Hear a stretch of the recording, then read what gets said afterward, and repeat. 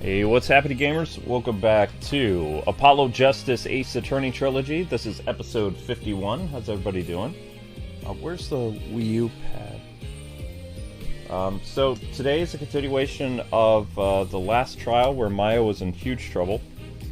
And Nick and company are relying on a mystical seance thing in order to figure out how the person was murdered. I have some ideas how it works, but it's not your traditional Ace Attorney game. This is also the last case that I played of the 2016 Spirit of Justice game, so every case that comes after this, I never did because basically I was doing this game on my own time back then when I was writing Batman lore and when Amber and I were recording probably Disney Infinity videos. I don't remember. And I was going to do a write-up review, but I never ended up doing it. But anyway, your first like goes 100 likes. Let's get those likes up if we haven't already. And let's dive back into this case. Which I believe was... why is that saying... I think this is it here.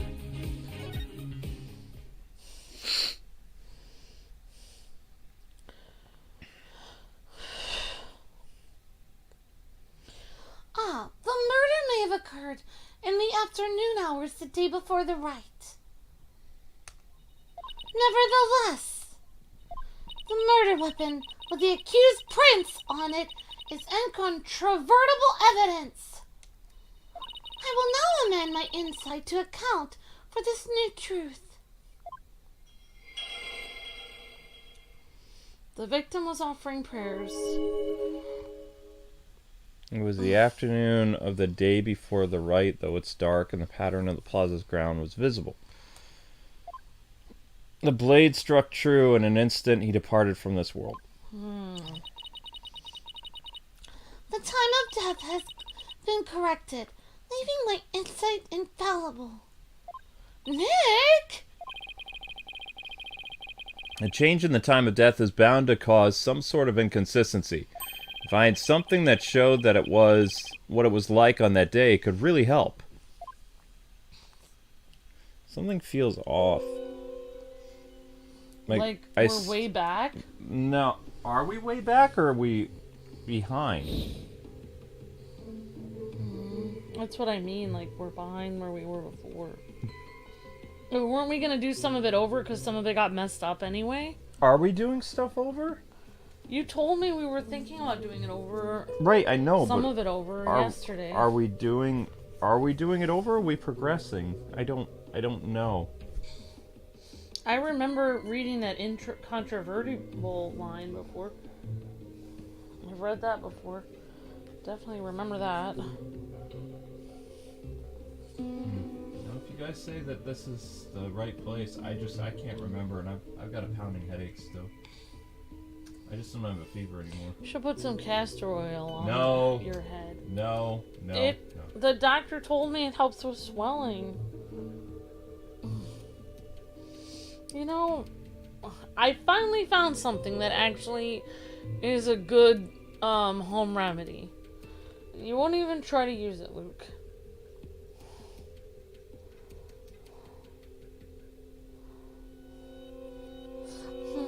When she couldn't channel the spirit, I was thinking that Nick was going to be like, I thought Phoenix Wright was going to be like, I know someone who could channel it. And it's like, don't tell anyone that Maya can channel stuff. Okay.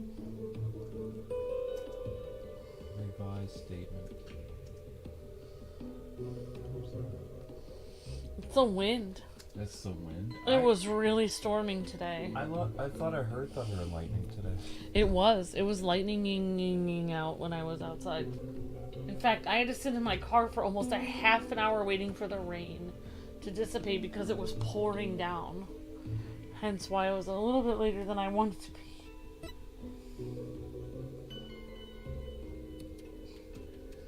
It was the afternoon of the day before the Rite. Though it's dark, the pattern of the plaza's ground was visible. That's not the ground. That's those weird thingies in the back. Are you sure that... I thought we skipped a whole part of the game because of, like, all that stuff that happened. Like, are we continuing right where we need to be?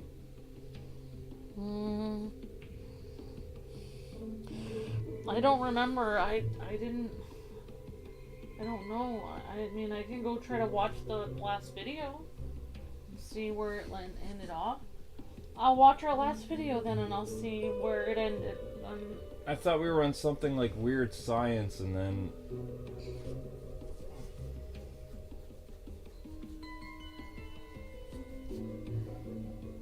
Right, so we have to find part 49 and then see where that ends. No, it would be part 50. Something doesn't feel right. Okay, so on the part 50 where we left off, the victim was offering up his prayers. He has the thing in his neck. This is the part where we left off. Yeah, we did the ground, and then... The plumed Punisher theme, pain. He has the thing in his neck. The victim was offering up his prayers. Yeah. And he has the thing in his neck.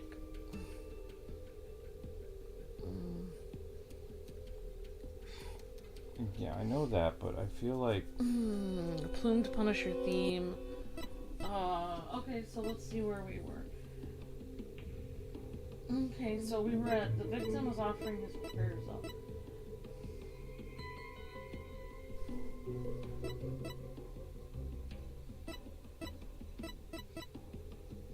Alright, give us a second, guys. Sorry about that. We're just trying to figure out where we were. Okay, we already did Emma's testimony a long time ago.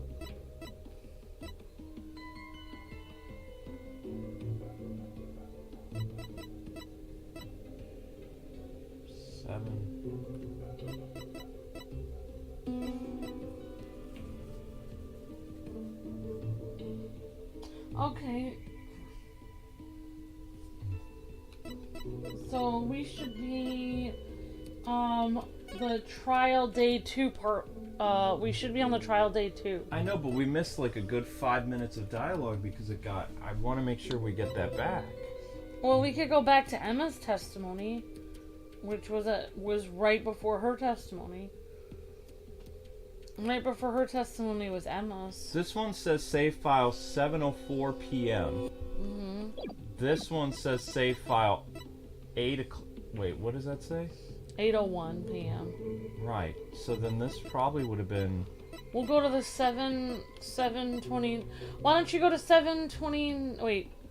Oh, wait. Yeah, go there. 7:04. We'll just go. We can always skip through a lot of stuff. No, this is still where it happened. Okay, so there's a way to fix it.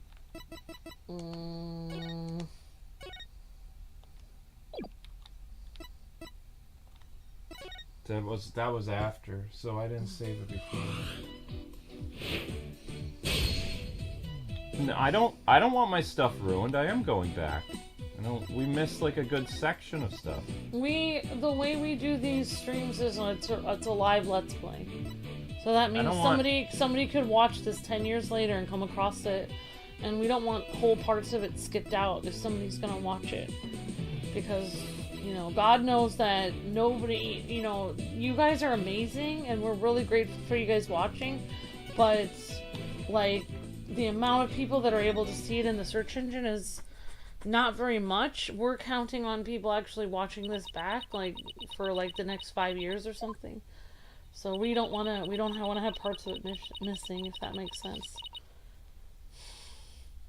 Why would a lawyer work so hard to see the divination seance be held once more? No, I'm gonna skip through until we get to the section. I know the section. So after we do the time of day, there was like a whole section of dialogue that was destroyed. So okay. Just gonna skip through this because we've done this. I can correctly interpret. She's like, huh, whatever. And she does her dance. And there was a line about weird science, and then... Oh, Holy Mother, let the eyes, oh, dance of so that we may receive...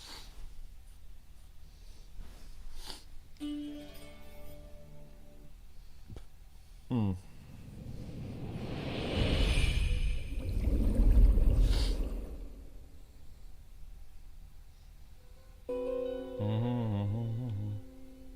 did the food. Yeah, Luke, I think we should eat as much of the ham as possible. Okay. And then we should just, I mean, I could just get a very small thing of pulled pork and make the soup with that. Mm-hmm. Or if the ham is still good, we can make it with ham. But I don't know how long the ham is good for. Like, it's day 4. Right.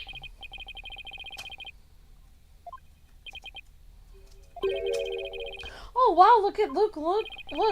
What? 748 views on your Justice League missing. Best of Lego DC Supervillains. It's not bad. Not too shabby. Mm-hmm.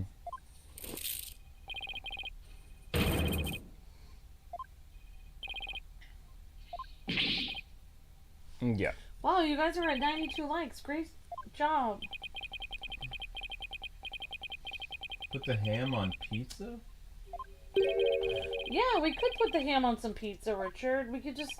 Actually, that's a great idea. I have a frozen pizza in the fridge. I could just put the ham on that. That would be pretty interesting. Mm-hmm. Alright, thank you. Oh, that's right. Oh, I forgot. Mm-hmm. Luke, and Amber, could I please do my Sims on the 5th? Okay. It says JCat, and let's see when... I forgot to, yeah, that's fine, JCat. The 5th is perfect. I told JCat I would write that down as long as it was okay with you, as long as no one took that date. Mm-hmm. Yeah, okay, the 5th, you got it. You got it, dude. You got it, JCat. My Sims will be on the 5th. Thank you for the highlighted message. JS, member for 1 month, says, let's prove Maya innocent. Yeah, JS. Thank you for being a member for 20 months, JCat. Unbelievable, many of those ultimate months. Hi, Luke and Amber. Can I do my Sims on part 11 on the 5th? Thank you, JCat. Your birthday. Don't need to keep repeating things. Okay.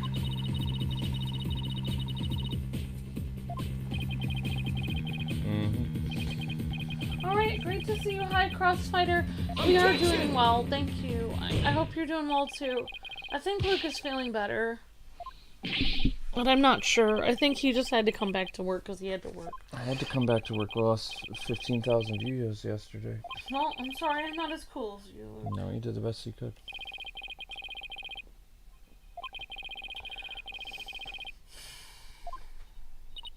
Oh, Luke, I thought of a really interesting thing we could do. Mm. Well, I don't know if I want to talk about it on this stream. Okay. For Nightwing 01 channel. Mm.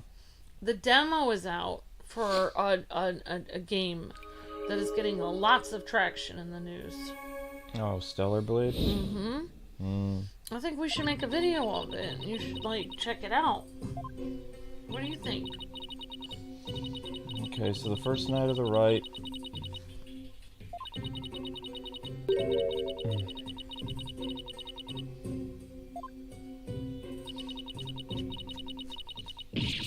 Q's have the knife. Blah, blah, blah, blah, blah.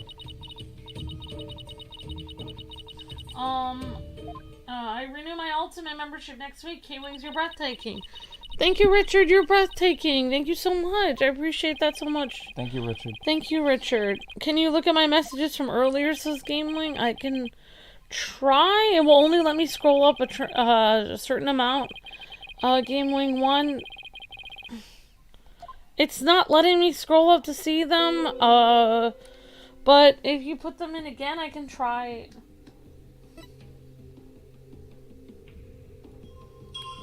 Sorry if I missed your messages, GameWing. Feel free to let me know the gist of what it was that I missed. Sorry about that. Yes, thank you for the super chat, Justo Kenobi. I'm not able to see it on my end since I'm not logged into KwingsLetsPlays. But perhaps towards the middle or end of the stream, Luke can see what your super chat said. If he has time. Because I'm not actually logged in to see it. Luke, did you see what, No, I'm busy right now. Okay, Luke is busy at the moment, but maybe in about 20 minutes or something he can look at what that was. Thank you, Justo. Appreciate the super chat so much. We'll be able to look at it in just a minute. Ace Attorney music's back.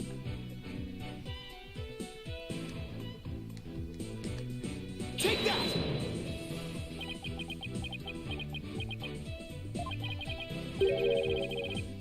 What?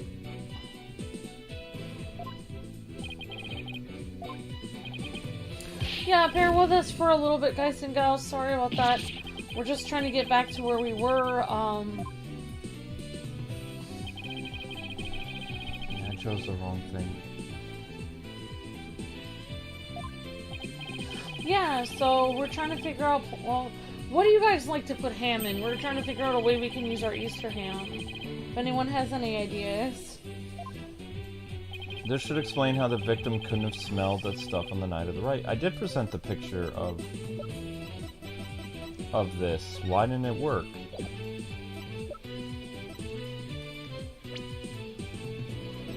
That should have worked. Why did it not work?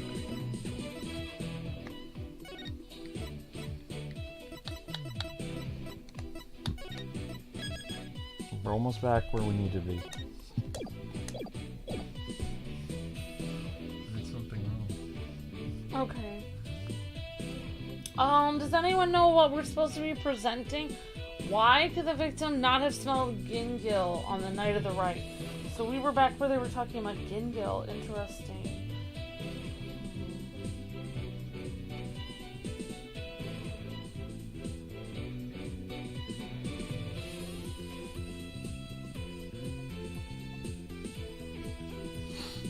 I thought that was the correct statement. Picture of the family during the feast of the day of blessing before the Rite. Isn't that what? Thought that's what we presented last time. I thought it was too. I don't understand why it didn't work. Unless I chose something different.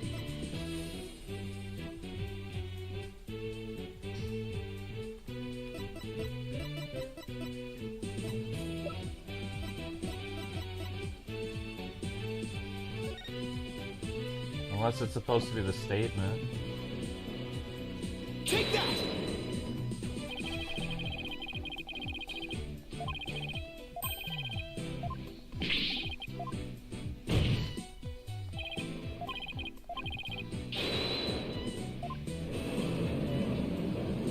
I love the Ace Attorney. No. That's enough! I'm not easily fooled. The autopsy did not make it clear. The state time of death was during the Rite. Right, I taught her about that yesterday.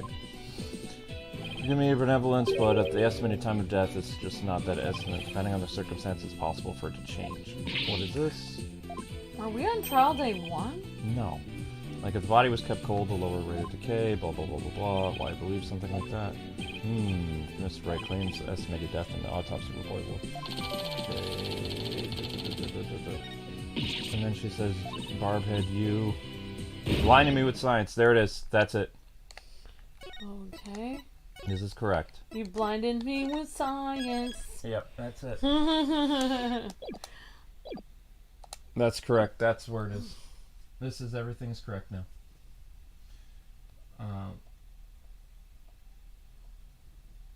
18 minutes. She blinded me with science. There we go. That's correct. Whoa. Okay, I don't like how that just happened. Alright, thanks for hanging on, everyone. Really appreciate that, guys and gals. Thank you for your patience, and it's just taking Luke a little bit of time to get back into it. Thank you guys for being so patient. Yesterday, sorry we didn't have this stream yesterday. It's just like a lot of stuff going on yesterday. Sorry about that, everyone. Actually, no. Yeah, no, we didn't have the stream yesterday. Why is that open? It shouldn't be open. None What? of this additional stuff should be open. I didn't shut it. I didn't know if you needed it. No, this all takes hardware. But I don't want to get in trouble for shutting it. I didn't know what you needed. Okay, say your line. Oh, Barbed Head! You blinded me with science! Da-da-na-na-na-na. Sorry! Wait, what am I apologizing for? Humph! No matter. The murder may have occurred in the afternoon hours the day before the Rite. Nevertheless, the murder weapon with the accused Prince on it is incontrovertible evidence. I will now amend my insight to account for this new truth. There we go. I believe this is where everything needs to be now. The time of death has been corrected, leaving my insight infallible. Nick, a change in the time of death is bound to cause some sort of inconsistency. Find something that showed what it was like on that day could really be helpful. Okay. Victim was offering prayers. It was dark the day before the rite. Though it's dark, the pattern of the plaza's ground was visible. When someone was there and the theme to the plum punisher filled the air, the accused held the defenseless victim down and plunged the knife into his neck. The blade struck true, and in that instant he departed from this world.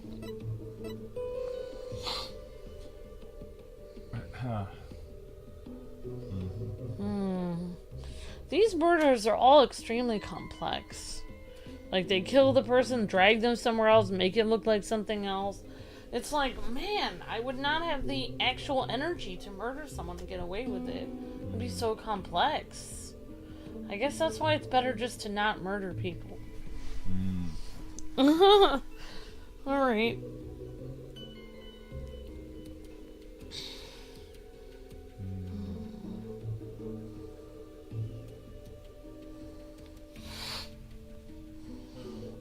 Oh yeah, so they were that's right, so let's see. Well, I know there's something fuzzy or fishy with the ground. Yep, and also the smell of that Gingell stuff that we did last time. We already did that. Oh, we already did that? Okay. Yeah, I've played this before. The next thing we're supposed to present is the ground, because it's actually not the ground. Oh, okay. It was dark the afternoon day before the rite. Though it's dark, the pattern of the plaza's ground was visible. Because the pattern on the ground and the pattern of the carpets are different. They're both green, but they're different.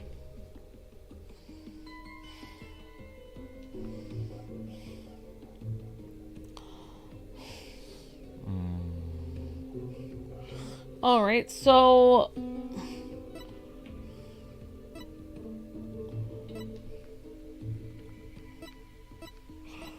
when she was talking about the ground was visible, then you could click on the... I believe I'm supposed to do sight. I think you have to click on the ground, or what it looks to be the ground. Yeah, I would do that. I mean, that's what I would do. That contradicts what... Because that's not the ground. Objection! Yeah. The change in the date and the time of crime has caused new inconsistency to surface. What's this? Ah, you are making that irritating face again. Cease that at once. Sorry, but this is the face I was born with. Now, let's focus on what's important. What the victim saw in his final moments. Do you have bats in the belfry, Baghdad? There is nothing to see here. The ground at the plaza was all that entered the victim's eyes. But the ground at the plaza isn't green. And that's what I find so strange. On the day before the rite, it should have been impossible to see the pattern on the ground. Impossible, you say? Do explain. This piece of evidence shows why the plaza's ground was not visible during the day. I believe it's the newspaper. It talks about there being frost on the ground. Till yesterday has melted, the Wright can go on his plan. Yeah, froze the ground. Yep, there we go. I would present that. I mean, that sounds good. Either that or, like, snow, if we could find that. This newspaper has an article that is tiny in size, but huge in importance. It says that the ground was covered with a thick white ice the day before the rite. What? But... The victim did not see any of the ice cube on the ground. Right, exactly. And so we must ask, what was the victim looking at in his final moments?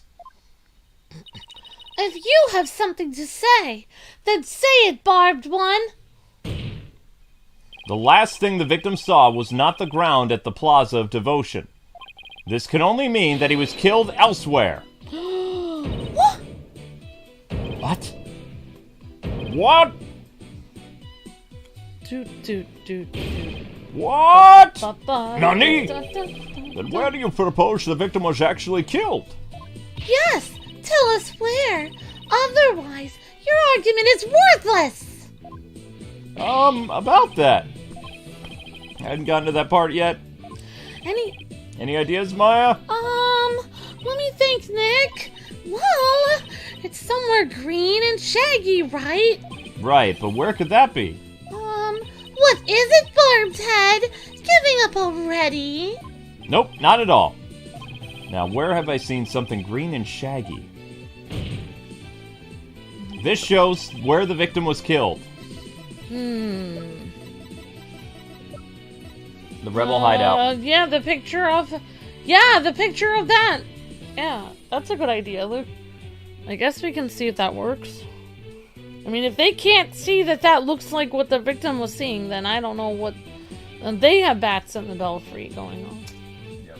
Present rebel hideout. This is it.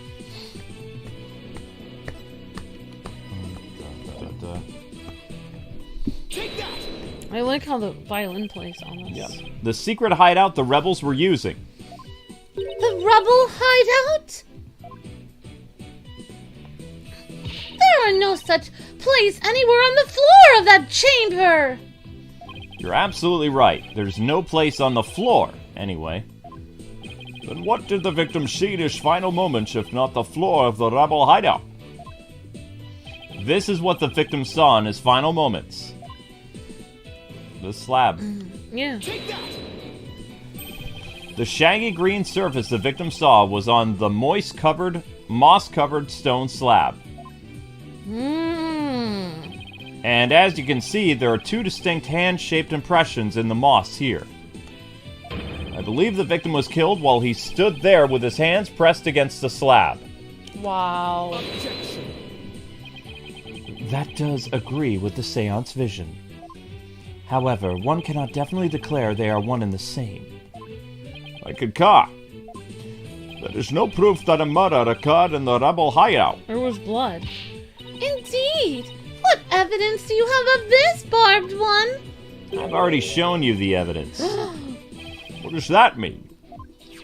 Please take a look at the second version of the photo I just showed you.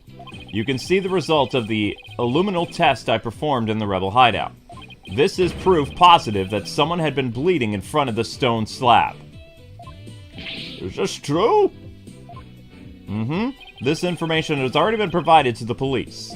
Detective Sky, to whom does this blood belong to? We thought it was the High Priest's blood that flowed in from outside. So we haven't tested it yet. Then you must do it at once! Yes, Your Majesty. Well, that was interesting.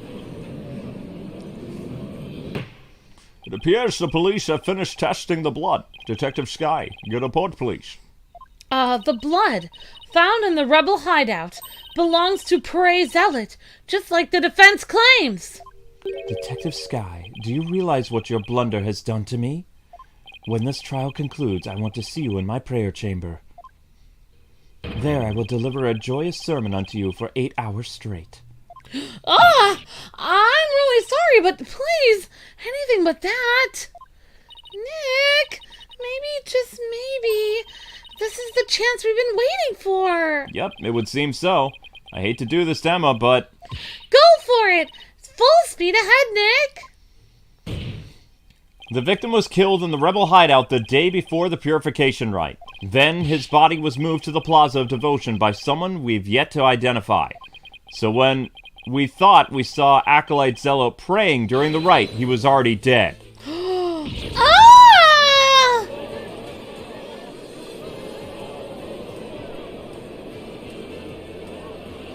And that's not all. If he was killed at the Inner Sanctum, that would explain one more thing. And that would be... How the time of death was made to look like later than it actually was, the proof of which was left behind at the sanctum. This points to how the time of death was to appear later than it actually was. I would say the clock. Maybe? Yeah, the alarm clock, or whatever it is. Yeah, the clock. Didn't that have a...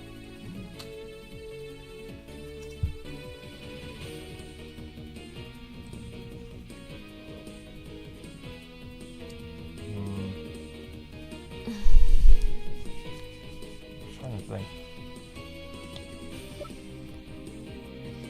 Oh, the secret hideout. Tome of Secrets, family photo, the statement, the flower.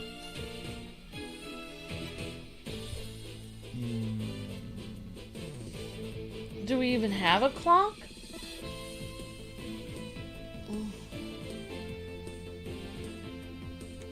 No, I don't. Actually, I don't remember what I'm supposed to present. Either I'm supposed to present the photo with the clock in it, or something else. I don't remember. May I look and see what kind of stuff we have, or? Yeah. Okay.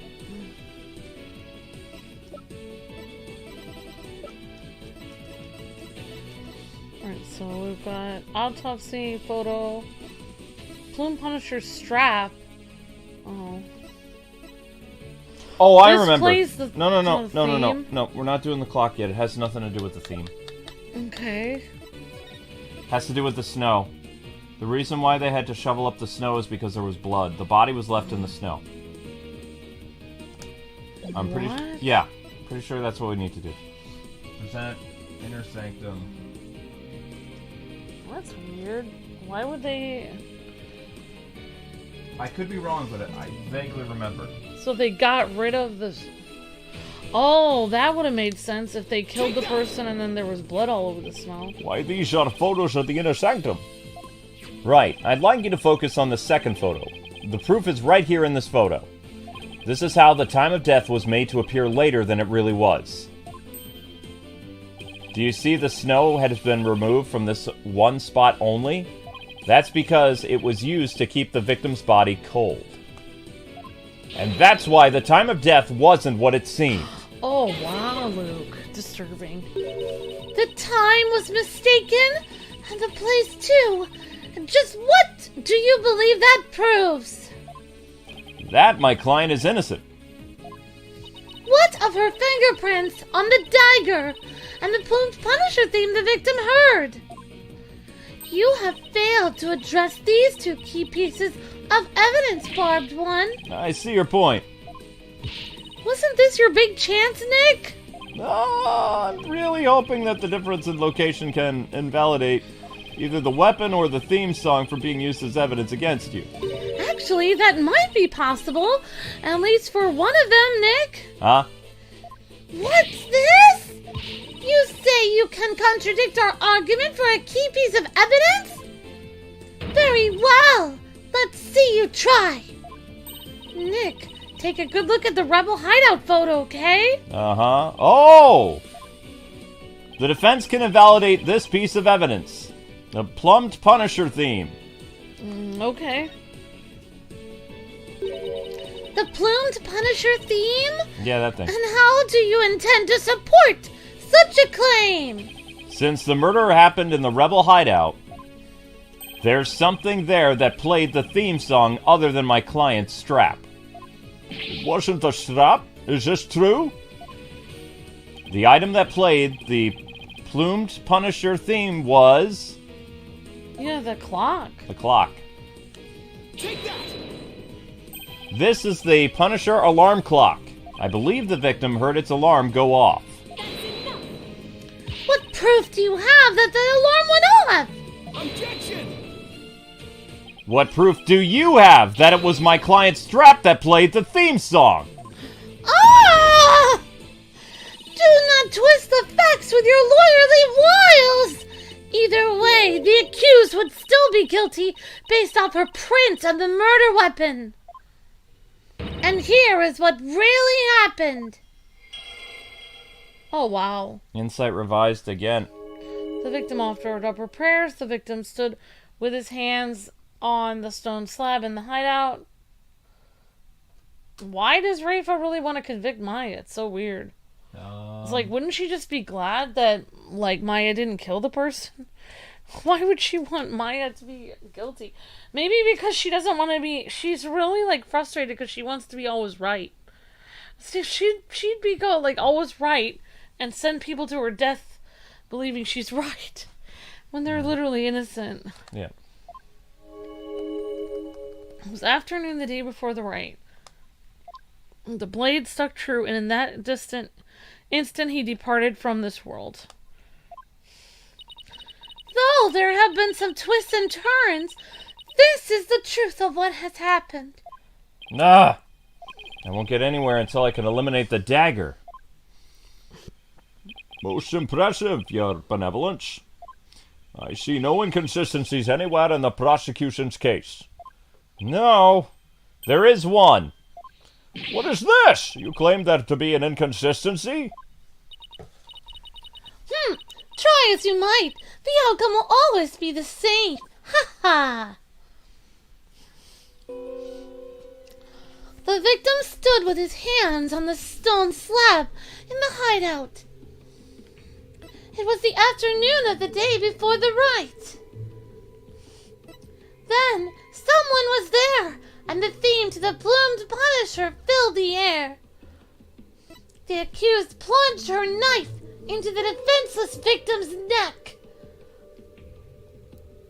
The blade struck true, and in that instant he departed from this world.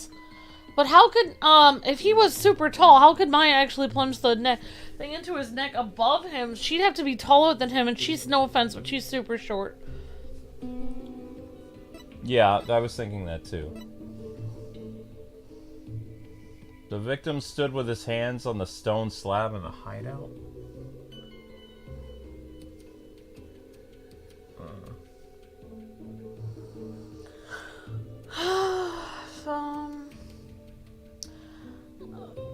Alright.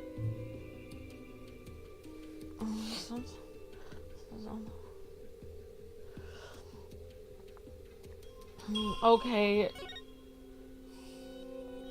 Why does it say heavy? Heavy. He was trying to push it over? He was trying to push it... Maybe he was trying to push the slab over?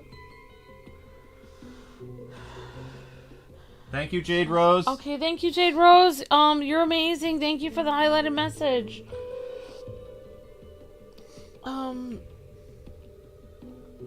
And I'll get your spectrobes taken care of on the 6th.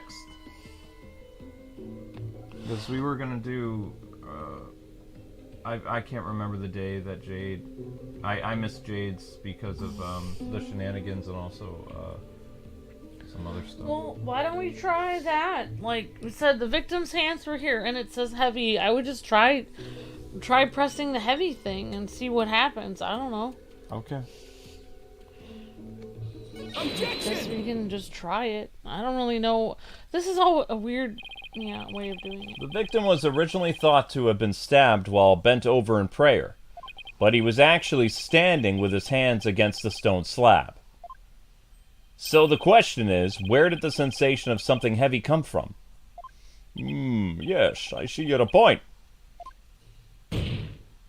Since the victim was standing, he couldn't have been held down.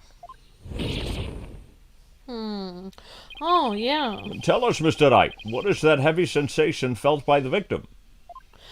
What caused the heavy sensation that Zello felt? Any thoughts, Maya? I agree. That sense of heaviness seems important, but there's also the matter of Zealot's hands on the stone slabs. Why were they even there, Nick? Could it be related to the cause of the heavy sensation? Well, Mr. Wright, do you have any answer? Oh, well, my Mr. Wright, do you gosh. have an answer for us? So the chat is saying maybe he was trying to push it. It was coming onto him. It was falling on him. Of course. If I just envisioned the state of Zelot was in when he was killed. The cause of the heaviness the victim felt was... Yeah, the stab could have been... Or stab. The slab could have been falling on him. I think you guys are right in the chat. I think it was falling on him. Alright. Then he would have been pressing it, like, to keep it off of him. The only conceivable cause is the stone slab was falling over, trapping the victim underneath. What? Oh! The stone slab came falling down on him, Nick, crushing him underneath. Right. That was cause of the heavy sensation the victim felt. Objection. While your theory is impressive, you have overlooked a key fact. The victim was not crushed to death, rather he was stabbed. Oh yeah! Or do you claim that the dagger was plunged in after the slab had fallen on him? It's possible. Maybe they did that. Plus, had the killer been behind the victim, they would have both been crushed together. Well, what would you care to explain? Um, Sure, I'd love to, but that doesn't mean I can't. That doesn't mean I can. How could the dagger have been plunged in after the slab fell on the victim? The killer couldn't have plunged the dagger into the victim after the slab fell on him. But what if the murder weapon wasn't what we thought it was? Well, there were other weapons in the rebel hideout. But the entrance to the hideout is right by the stone slab. There isn't enough space between the two to use any of the weapons found within.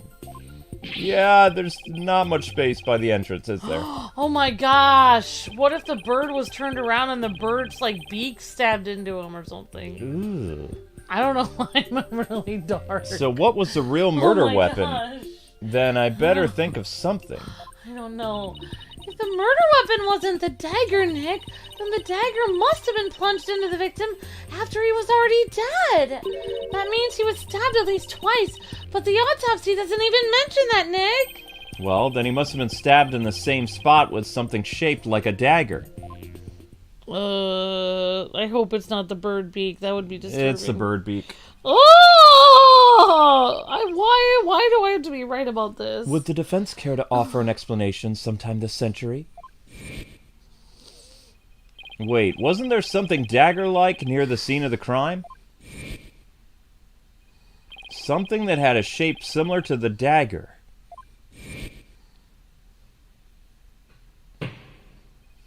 Present your evidence at this time, Mr. Wright. This shows what really killed the victim. We have a picture of the bird. Oh. I wouldn't want to be stabbed with a bird statue. Gross. Oh, that makes sense why there's blood all over the bird. Oh my gosh! I'm disturbed. I am disturbed. I can't do this case anymore. I don't want to think about it. Relax. Oh my gosh. Amber, relax. Bird statue. Ew. Okay, here we go. Take that! Is this not the photo from the scene of the High Priest murder? Are you suggesting the murder weapon is hidden therein? Oh. This is what really took Puhray Zeh's life. The beak. That's his neck. It's a statue. Oh. But what is the... The warbad statue? That's right, exactly. The warbird statue has a dagger-like feathers protruding from it. That is what really took the victim's life. Objection. You imbecile fool! The statue is outside of the hideout. How dare!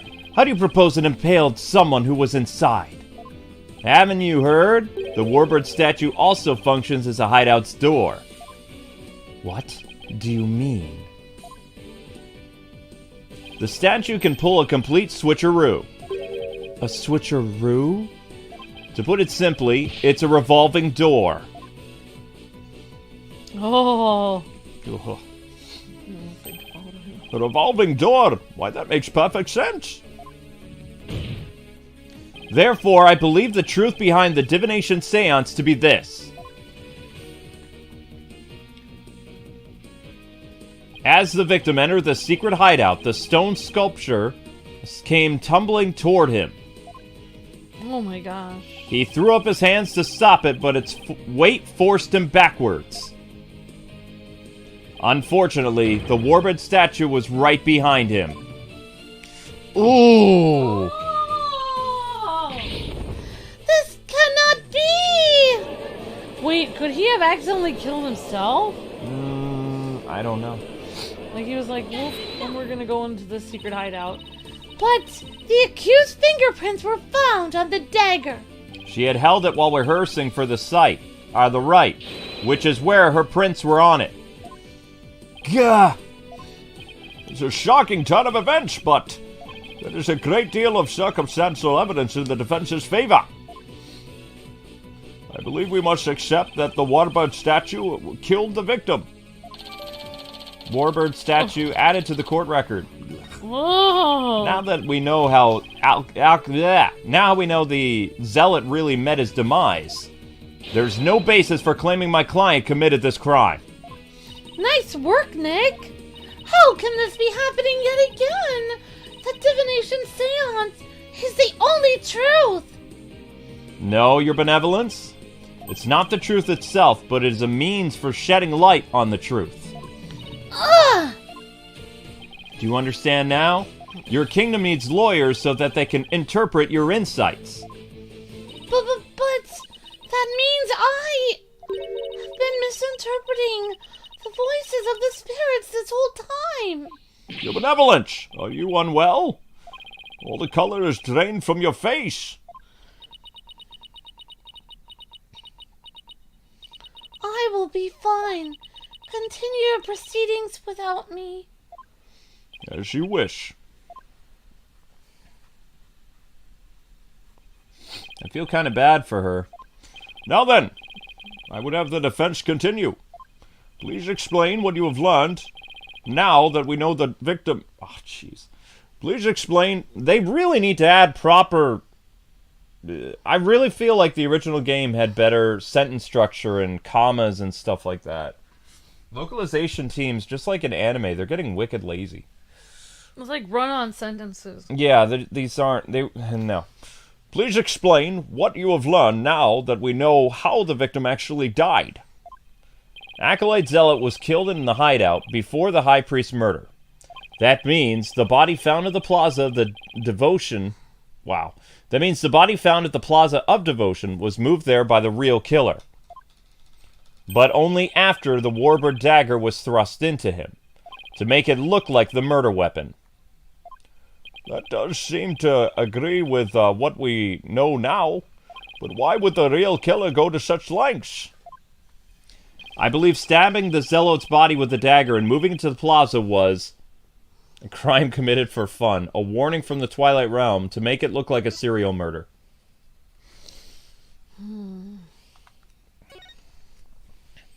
It was an attempt to make my client look like a serial killer. That's right. The real killer planned all of this. This forged serial murder case. They did? That's it, Nick. Keep hammering away.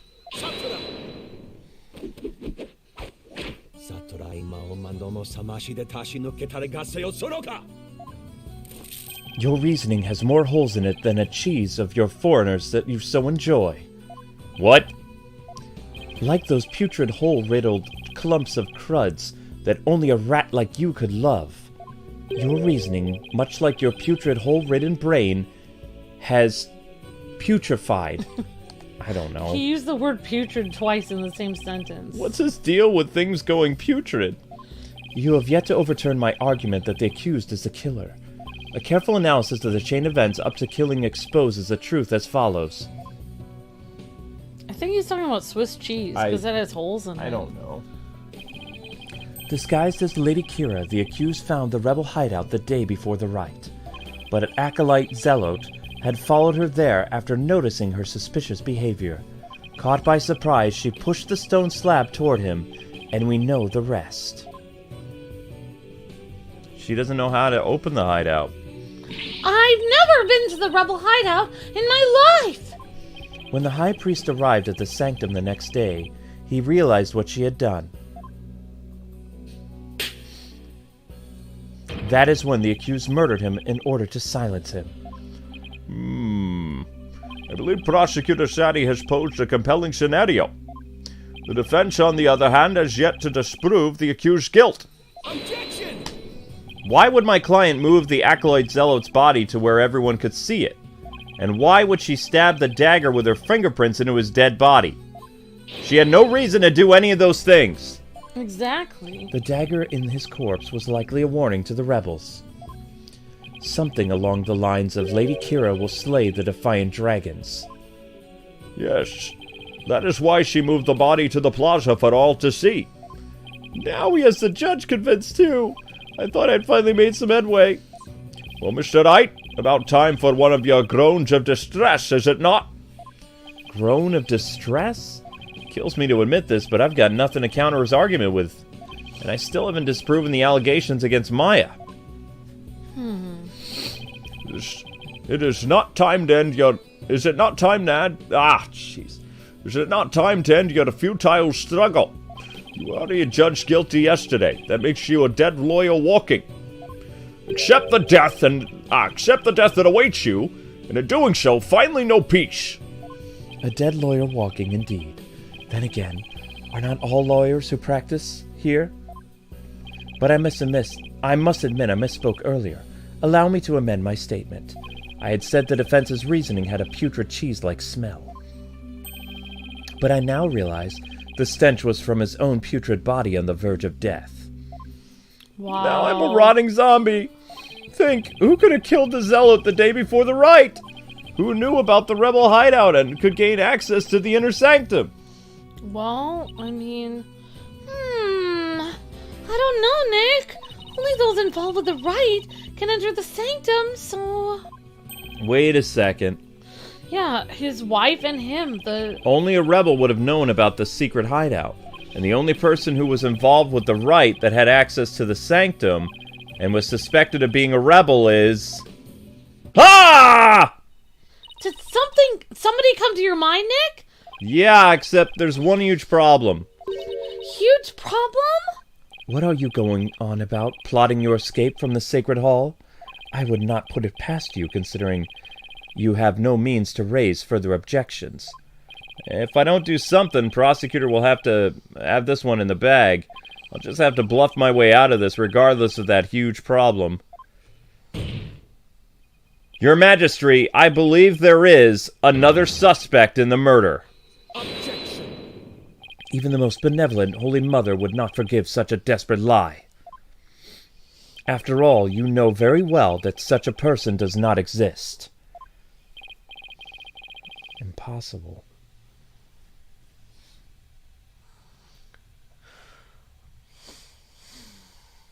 One sec.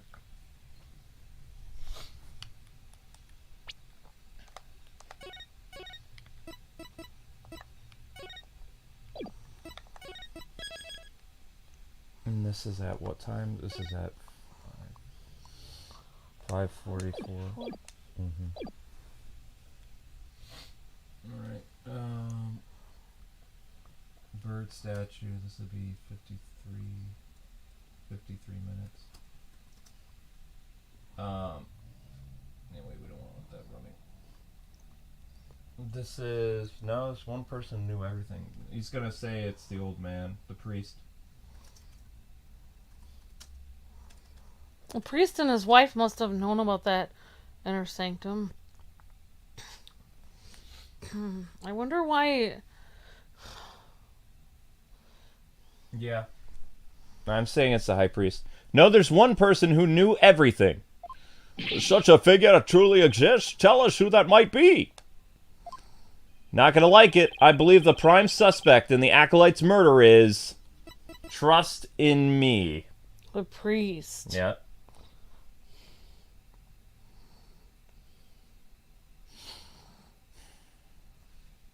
One sec, guys.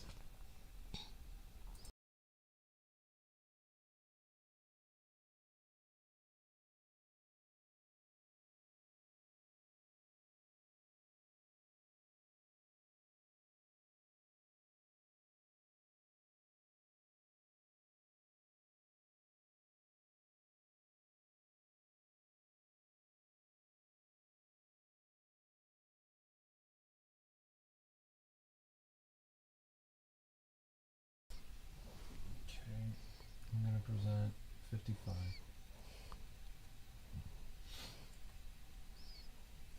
Alright, guys, we're going to try the High Priest. Here we go. High Priest going once, High Priest going twice. Sold. Sold. It had to be someone allowed to enter the sanctum. And who knew of the hideout? And that would be the High Priest.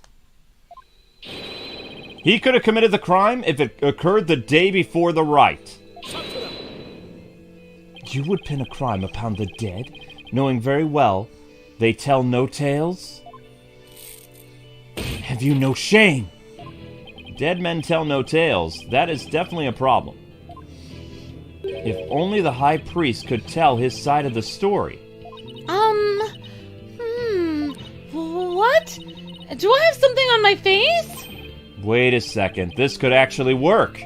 Oh no. Don't tell me I have some of my breakfast caught between my teeth. No, if there's even the slightest possibility, I'll have to go with it.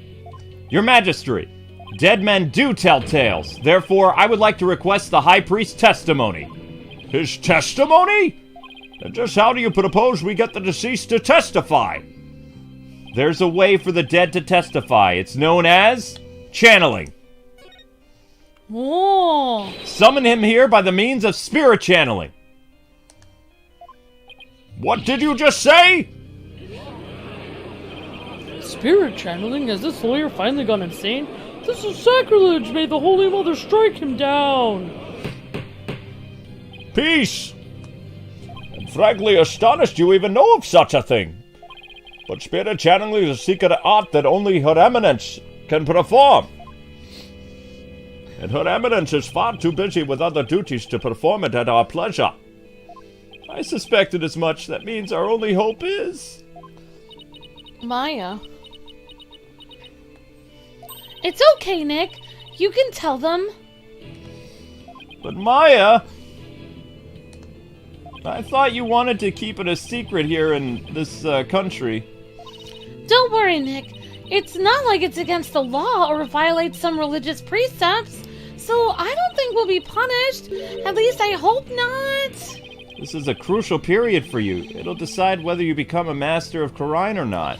We don't have any other choice, Nick. Now do we? If I'm found guilty, it'll be a lot worse than not becoming a master of Khura'in. Alright. Thanks, Maya. Actually, there is someone here who is capable of channeling spirits. But even Her Benevolence, Princess Rafa, finds the divination seance to be a challenge. Who could possibly have a greater spiritual power than she aside from the Queen? That would be me! Is this some sort of joke? A foreigner could not possibly hold this power. Even the royal priestess is incapable of such a feat. Peace! Peace, I say. Is this true? Is the accused capable of performing the sacred art of spirit channeling? Well, yes, I can! Now, Your Majesty, we'd like your permission to begin. Uh-oh, little Rafa. Uh-oh! Your Benevolence? This is an outrage! It's an outrage, I say! First you make a mockery of the divination seance, and now spirit channeling? Her Benevolence speaks the truth.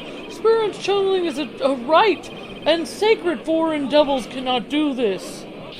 Still your voices, people of Khura'in! Barbed head! Spirit channeling is the most sacred and secret of arts. Are you prepared to face the consequences of what you propose? Yes, I am. Your Benevolence, are you saying you approve of their use of spirit channeling? I will judge whether their claim is true. If this is but another of their lies, they shall be executed on the spot. Very well then. Your Benevolence, what if the accused accidentally calls forth an evil spirit?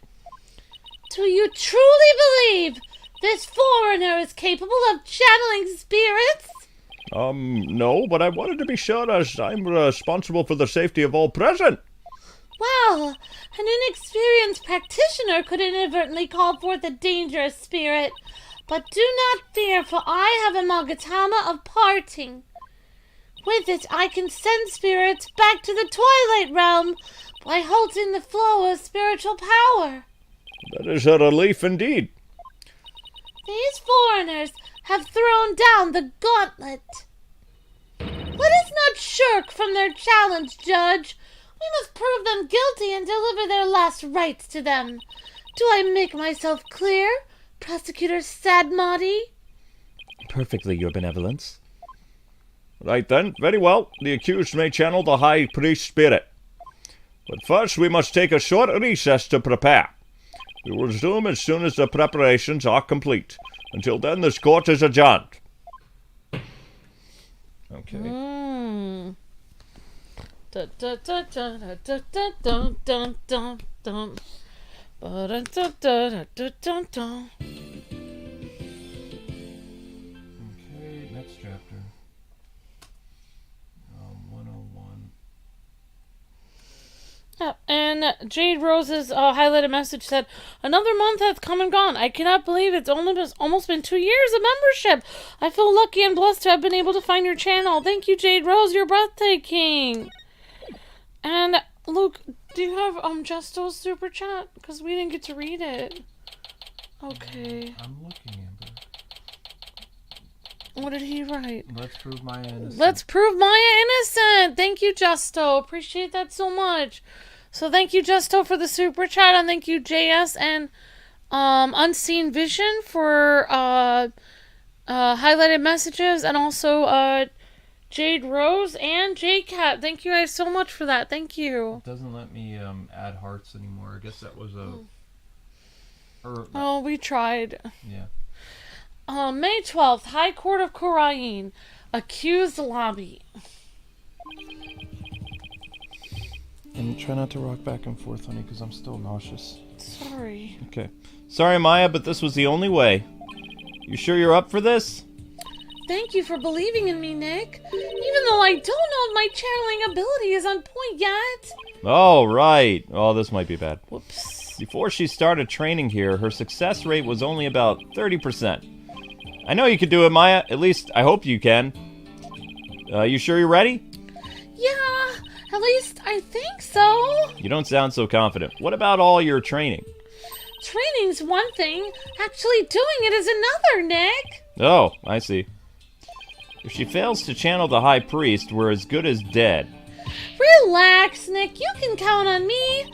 I'll show you what my training's done for me. This will be a moment you'll never forget. Okay, I just hope it's unforgettable in a good way. Once we hear Abbott and me's story, I'm sure the truth will come to light. I hope so, but he was hiding the fact that he was a rebel, so I doubt it'll be as cut and dried as that. They are ready for you. Please return to the Hall of Justice at once. Okay, Maya, it's go time. You got it, Nick. Here we go.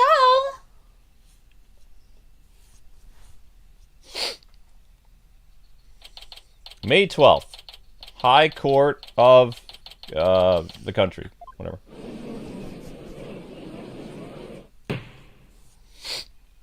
We have received official approval for the accused to channel a spirit here today. Now, if you will, Miss Faye, please proceed. Yes, Your Majesty. Oh, I can't believe this. Only the Queen should channel spirits. Execute them. Put them to death. Death. Death. Death. Death. Death. Death. Death. Come on, Maya. I'm counting on you.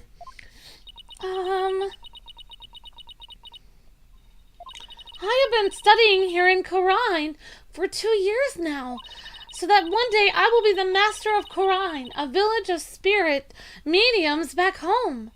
But first I shall show you all the fruits of my training in your kingdom. Wow. She seems really confident. Huh. A neophyte practitioner such as you could not possibly channel a spirit. Okay, Your Benevolence. How about this? If I succeed, you will stop calling me a neophyte? Very well, if you succeed. Oh, I will. Just you watch. Maya's gonna turn into an old man, I think. Yeah, just, you know, when Maya and Nick get married, hopefully Maya doesn't randomly channel people while at the dinner table. Oh, spirits of trust in me, return now to the world of the living.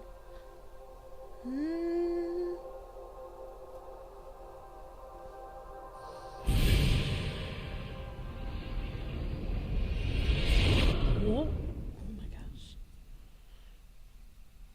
Oh! Oh! What is this place? My! No! This cannot be! Surprise! It's the High Priest. The accused really can channel spirits. I don't believe it. The accused spiritual power is the real deal. Go, Maya! I do not understand! This cannot be! This simply cannot be! I must step out now, before I forget myself. Can't call her a neophyte anymore. About in me! Would this be the Twilight Realm? And what of this?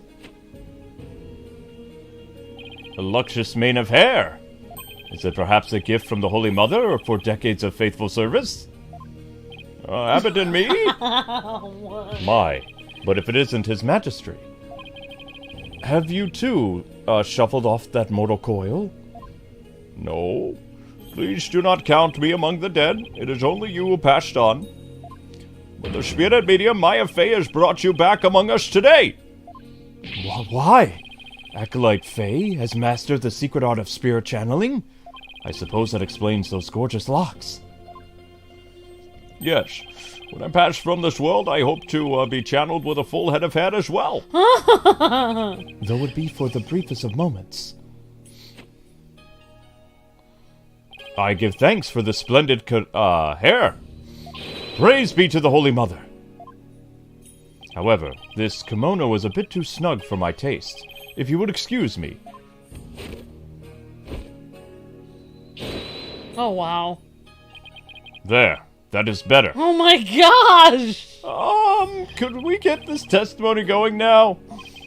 I wish he'd keep his top on, too. What if Maya switches back?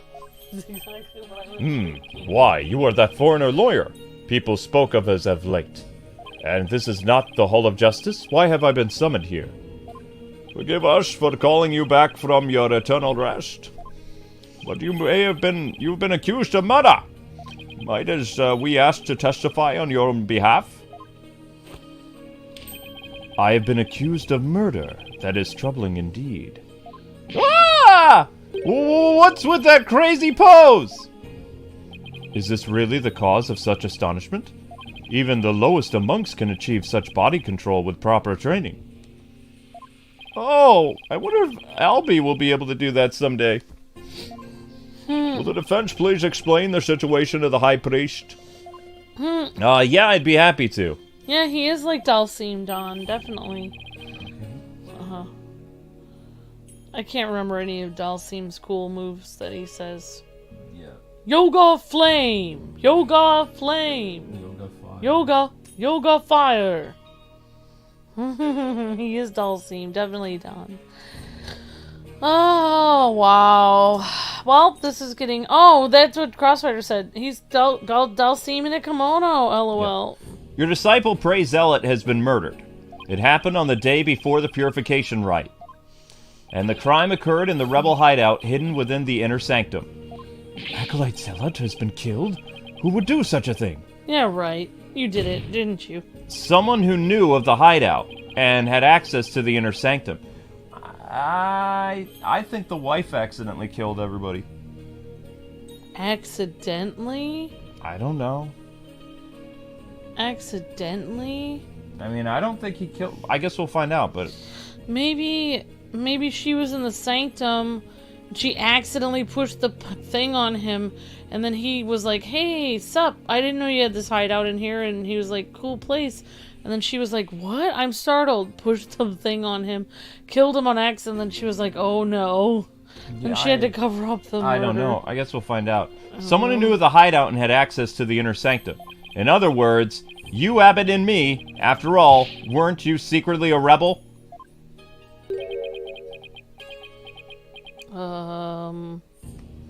Dude. Oh dear. That's still Maya's body. I hope he doesn't break anything. Yeah, what if he, like, stretches everything out?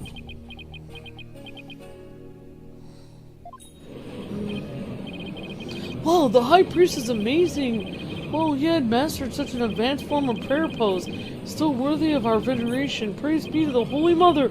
Praise be to the Holy Mother. Oh my, have my rebel allegiances been exposed? Not even my wife knew of that. It seems to rest in peace is not my fate. Why did you, a devout priest of your country, join the rebellion? The High Priest has come back to us for but a brief time, Defense. Shall we not cut to the chase and ask the most pressing of questions? All right. Abbott and me, the prosecution believes the one you slew, who slew both of you, and the acolyte Zealot, to be Maya Fey, who had been playing the role of Lady Keera in the Rite. Being that I was dead until just a moment ago, my memory is a bit hazy. Could you please do your best to remember? Objection! The High Priest says his memory is hazy. It is all coming back to me. It is as prosecutor concluded. I was slain none other than by Maya. The High Priest... The High Priest's statement has proven my assertions with regards to his murder correct. He's lying. No! No, he's lying. But what about Acolyte Zealot? You were the one who killed him, weren't you? I know not about my disciple's murder. Furthermore, I have an alibi of my own. An alibi? Seriously? Ha ha ha ha ha! It seems the testimony the defense had been hoping for is working against him. Now, Abbott and me, your testimony, if you please.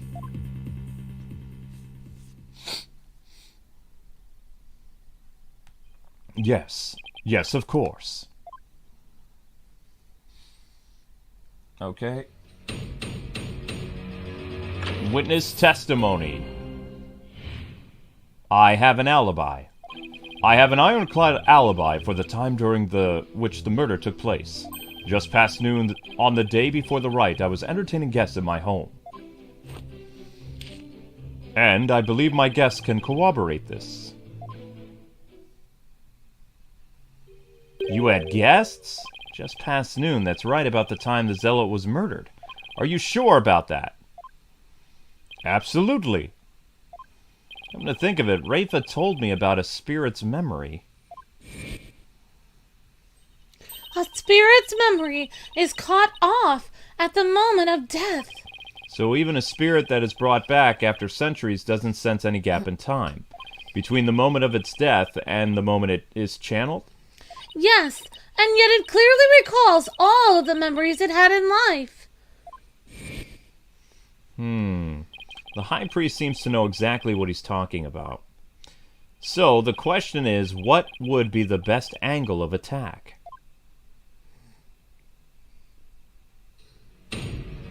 Cross-examination. I have an alibi. Alright. I have an alibi. I have an alibi. 1:14. Okay, here we go. I have an ironclad alibi. Hold it! One sec. You use the word alibi as if it were a second nature. Are you perhaps mocking me? Or is it perhaps the kingdom of Quarian itself you wish to ridicule? Come on, everyone, and their grandma knows what alibi means. We're not a bunch of country bumpkins here. We have TV and stuff. Peace, everyone. Mr. Wright, would you care to clarify your last statement? Please, just don't take it the wrong way. It's just alibi is a rather technical term for a priest to use so naturally. I assure you I know how to use that term. In fact, I had even hoped for a chance to do so one day. I suppose that even I, a high priest, am not immune to such trivial worldly attachments. Oh, I see. You wanted to use the phrase, I have an alibi? Still, he seems unusually calm and composed. It's almost as if he had prepped himself for something like this. Exactly. Also, I would never want to use the term I have an alibi. Then I'd be accused of Just something. past noon on the day before the rite, I was entertaining guests. Alright, guests, huh? And you were entertaining them personally? Yeah, who were they? That I was. We gathered around the table for a most enjoyable conversation. He said his guests could corroborate his alibi. That can't be good for our case. Are you sure that was the same day as the murder? Maybe you've misremembered something. Ah! Do not doubt my, mnemonic facilities. I may have died, but my memories up to that point are crystal clear. Sorry, he's a pretty thin-skinned for a priest. Though I guess I should have known better than to doubt his memory. A spirit's memory is cut off at the moment of death. Well, Ambi's legs are too close to electrical stuff. So even a spirit that is brought back after centuries doesn't sense a gap in time between the moment of his death and the moment it's channeled. What were you doing in my face? I was trying to touch your nose. Why? Yes, and yet it clearly recalls all the memories he had in life. Ah, there's nothing better than enjoying, Gingil? Gingil cuisine with dear friends. That way, everyone's breath becomes equally Malodorous? malodorous. Right. Maybe it's like ginchill, like ginger? I don't know. I always say ginger. And I believe my guests can corroborate this. I mean, ginger is pretty spicy and stuff. And who exactly were your guests that day? Don't tell me they were rebels so that they can't be called here to testify. It was none other than His Majesty, along with his family. He couldn't attend the rite due to work, so he stopped by ahead of time. My, how his daughter has grown. Wait a second. Let me set the record straight right now. I am not a rebel. Thank you for that wonderful meal, Abbot. Lady and me's cooking simply cannot be beat. She made hamburger helper. So, there you have it. When exactly was His Majesty at your home? He was there from 2 to 3 p.m. Indeed, precisely the time period within which Acolyte was slain. Yes. And we had a rousing chat concerning the game of, Kachu Demal? Catch you them all? I don't know. But Catch you them all? Catch you them all? I'll just have that added to the testimony. After all, I was the one who visited the High Priest's home. Wow, why wouldn't he say that then? The judge waited for him to say My something. guest that day was His Majesty and his family. They visited from 2 to 3 p.m. Hold it! Your Majesty, are you sure this testimony is completely accurate? Yes, as sure as I sure can be. Oh, how wonderful it is to finally have my actions be admissible as evidence in court. Oh my gosh. His Majesty was at my home during the exact time of the murder. Come, let us put this behind us. I could not have possibly committed this crime. How can you be so sure? What if the clock or watch you were using was off, or you misread the time? There was a clock right near the table, and it had the exact time as my watch.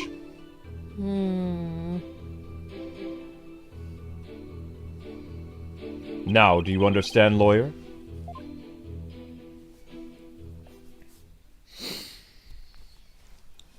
As you can see, my alibi is airtight. Or do you still think I could have killed Acolyte Zealot? His Majesty's a witness. Are you satisfied now? There is not a single discrepancy in Abbot Inme's alibi. If I give up now, it's all over. Now, hold on a second. Is there anything wrong with the High Priest's testimony? I mean, you can bluff.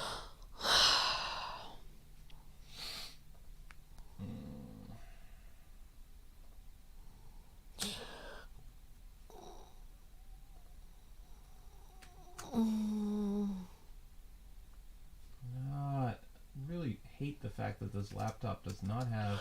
What time was the crime committed? I don't know, but I'm gonna bluff because... Otherwise the case will end. There is a discrepancy in the High Priest's testimony. That is? Well then, perhaps you could explain what it might be? This is what was wrong with his testimony. He's too friendly with the judge. He knew the time of the crime. The prayer feast was short.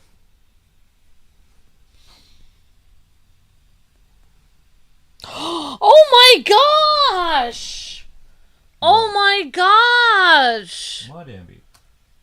His first statement, he said, I have an alibi for the time of the crime. No one has ever told him what time the crime was committed. How would he know what time the crime was committed? Yeah, he would have been dead. He wouldn't have known what time the crime was committed unless he was there. Yep. No one has ever revealed that information. Oh my gosh. Alright, he knew the time of the crime. After Abbott and Me was channeled, no one ever stated what time the Acolyte was murdered. Now that you mention it. Despite that, you claim to have an alibi from 2 to 3 p.m. That means you knew that the Acolyte was dead. When you were still alive! Oh my gosh! Wait, I think I saw something just now. No, I must be imagining things. Yeah, Maya's not wearing a top. When the spirit leaves her body, she's gonna go back to being a girl. Put your top on, Maya. So tell me, how did you know what time the crime had been committed? Is this why it's rated M?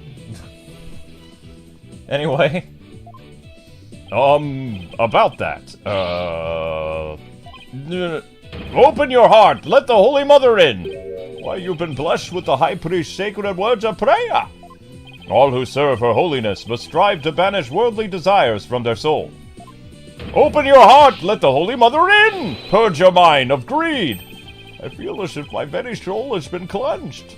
You can't fool me. Prayer may be banish worldly desires, but it can't make a contradiction disappear. Whoa.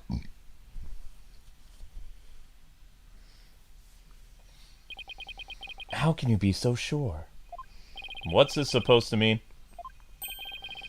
This lawyer seems to think little of the power of our prayer. Huh?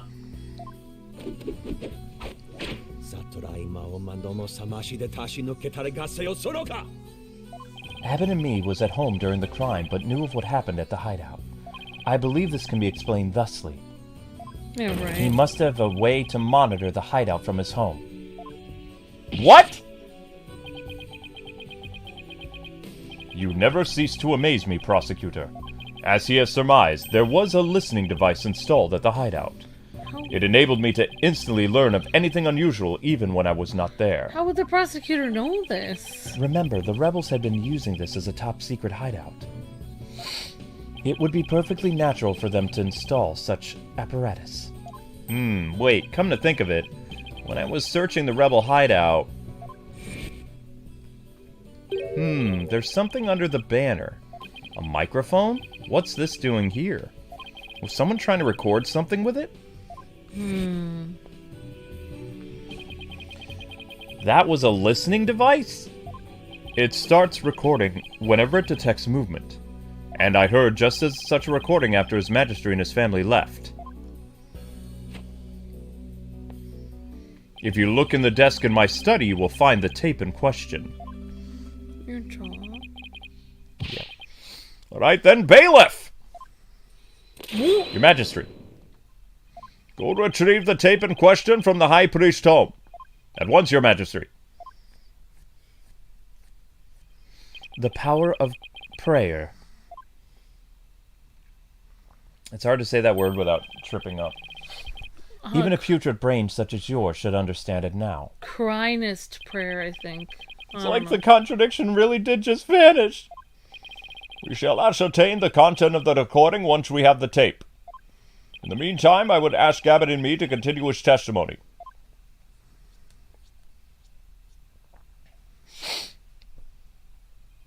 Very well.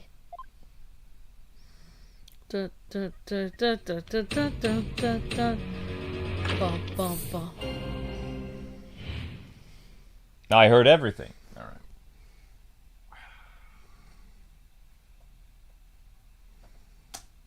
125.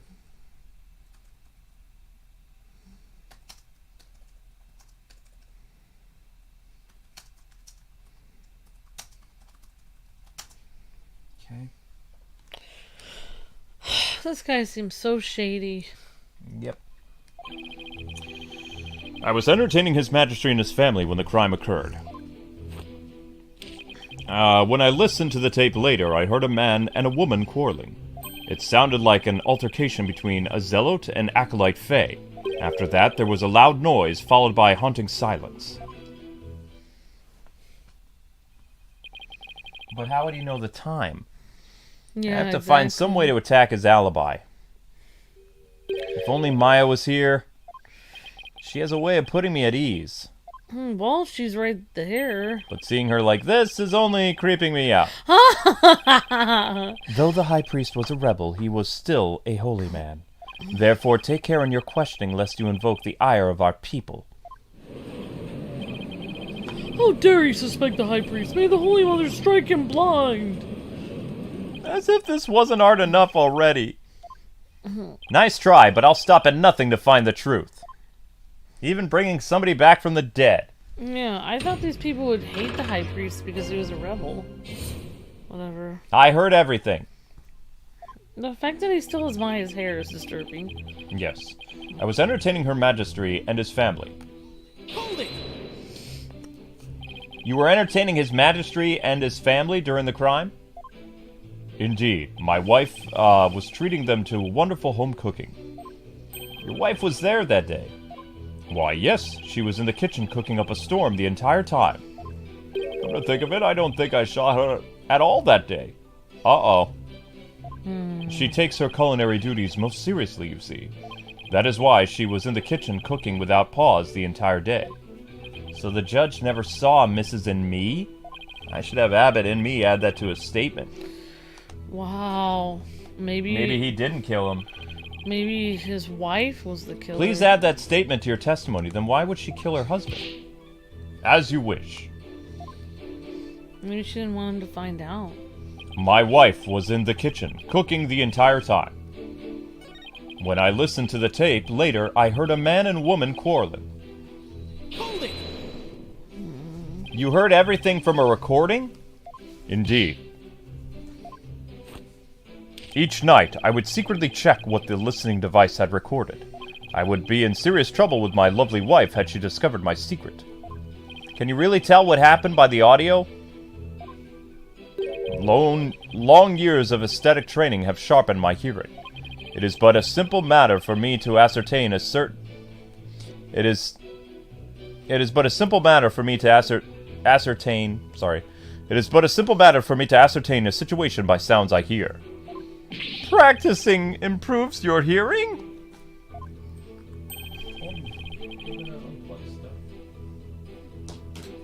What's going on with your little feet? Too close to the electrical. I don't want you to get shocked. Okay? Okay, Alright. Hearing is but one of the senses that can improve. If one focuses and attains inner peace, all 5 senses can be sharpened. Why, the bird over in the bazaar just cried. Did you not hear it? Give me a break! yeah, right. How could you hear all this stuff? You're making this up. It sounded like an altercation between... So he says it sounded like a woman. Maybe. Hold on. Are you sure about those voices?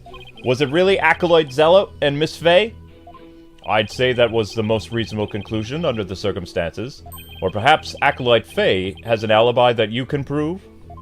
I'm afraid not.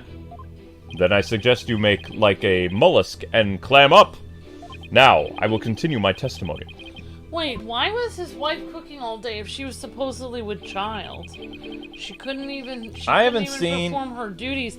She couldn't perform her duties, but she could sit there standing all day cooking for guests. I haven't seen his wife with a pregnant belly this entire time. She doesn't look, unless she's like, you know, early weeks on. Yeah, like, but if she was. But wouldn't.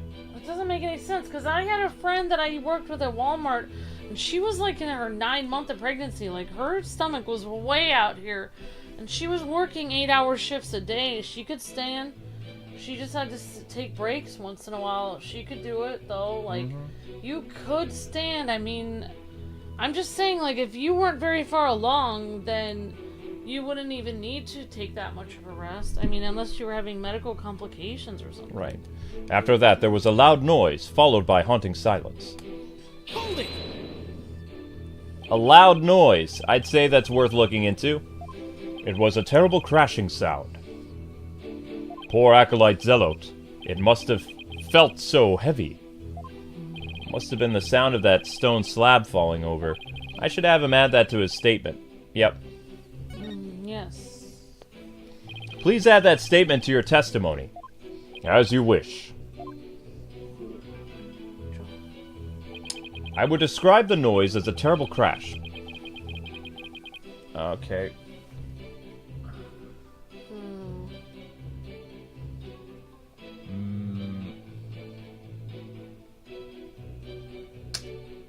Need to add something, present something. We already pressed on it. It felt so heavy, right? Or no? Did we press on this statement? Or Did I miss statements to press? no? Did we press on this newest one? It must have felt so heavy. Or did we not press on it? You believe that terrible crash is connected to his death? Yes, the sound no doubt was poor Zealot's death knell. Such a tragedy, for he was a fine disciple. Death knell? What does that mean? I mean, you would make a noise when you were killed, usually. Oh. I would ask all today to give prayer for his departed soul. I'm not repeating that. Zushire Matami Yoma. Hopefully I didn't just curse myself. I had high hopes for that young man's future. Zushire. Gibberish! Why do I feel like such a jerk for just trying to do my job right now? Because you are. No, I'm just kidding. Well, he is. Can be making me dizzy, honey. I'm still recovering. Okay. No, I don't want to feel like I'm on a boat, sweetie. I understand. So all he knows about the crime is what he heard on the tape, and he was with his majesty and his family the whole time. Now that I have proven the soundness of my alibi, I believe it's about time for me to return to the Twilight Realm. What's the rush? Why not enjoy some more time among the living? Better find a way to attack his alibi soon. I'll just have to press harder and hope something useful comes up.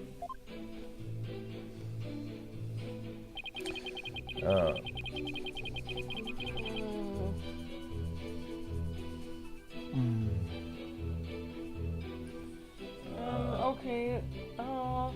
So would describe his noise as a terrible thing.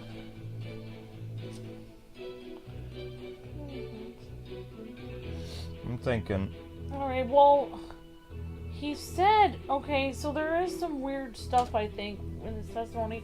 He said that something crashed and killed him. He was probably being crushed or something. I don't know. It's like, how did he know that that's what killed the acolyte? I don't know. I would present that stone slab or something on that one where he said the guy was being crushed. That's what I would do. What was your wife making that day? The menu that day featured hot and surprise and malaf. I don't know. They're both traditional dishes of our country. I can't even begin to imagine what those are. Ah, yes! The exquisite zest of the food and the supreme texture. Lady Inme's cooking that day was utterly unforgettable. Thank you. It brings me great joy to know you enjoyed your meal. Now, once His Majesty and his family had left... Mr. Wright, do you still feel the need to question the High Priest? His alibi is as tight can be. This isn't going so well. I'd better ask him something else. I'm curious, Abbott and me. Did you stop by the rebel hideout after His Majesty left? Yes, I thought it would be wise to assess the situation. But as I said before, there was nothing to see. The hideout appeared as it always had. Yeah, right. And the victim's body? It was nowhere to be found. Acolyte Faye must have disposed of it and nothing else incriminating.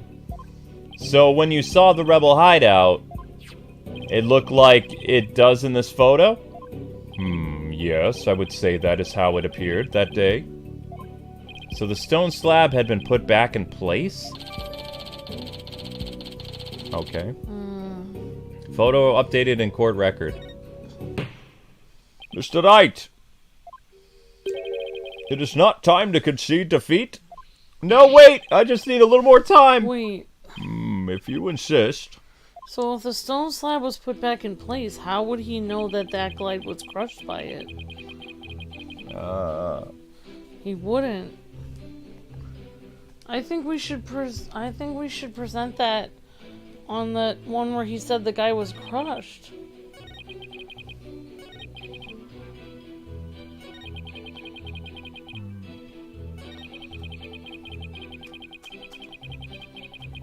What do you want to present? When he said it must have been so heavy, what must have been so heavy? Wait. There have been changes in both testimony and the evidence, and that means there could very well be an inconsistency. I've got to find it before he returns to the Twilight Realm. I think I wanted where he said it was heavy. The very last statement. Where he said it was heavy. There you go. It's a terrible noise. It must have been so heavy. There. Present. We should present that photo, because how would he know it was heavy? Since there was nothing that fell down, apparently. Objection! Abbott and me. Or is it Abbott? Yes, it's Abbott in me. Like an abbot is a monk, and then in me. So it's the monk in him. I thought he was called Trust in Me, though. Why do they keep calling him Abbott? Oh, well. Abbott and me. You said, and I quote, "Poor zealot. It must have felt so heavy." Yeah, I don't understand that. Now it says Trust in Me. Yeah, maybe... I have no idea. Maybe Abbott is his title. Maybe his name is Abbott Trust in Me. Okay, alright. Why do you think he felt something heavy? You said the hideout looked like it did in this photo. If so, there's nothing that would lead you to believe he had experienced a heavy feeling.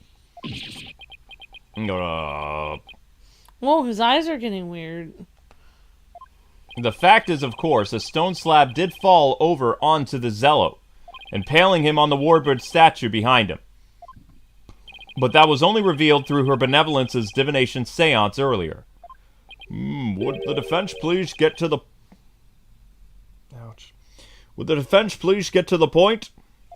My point is simply hearing a crashing sound shouldn't have automatically led him to conclude the victim was crushed to death.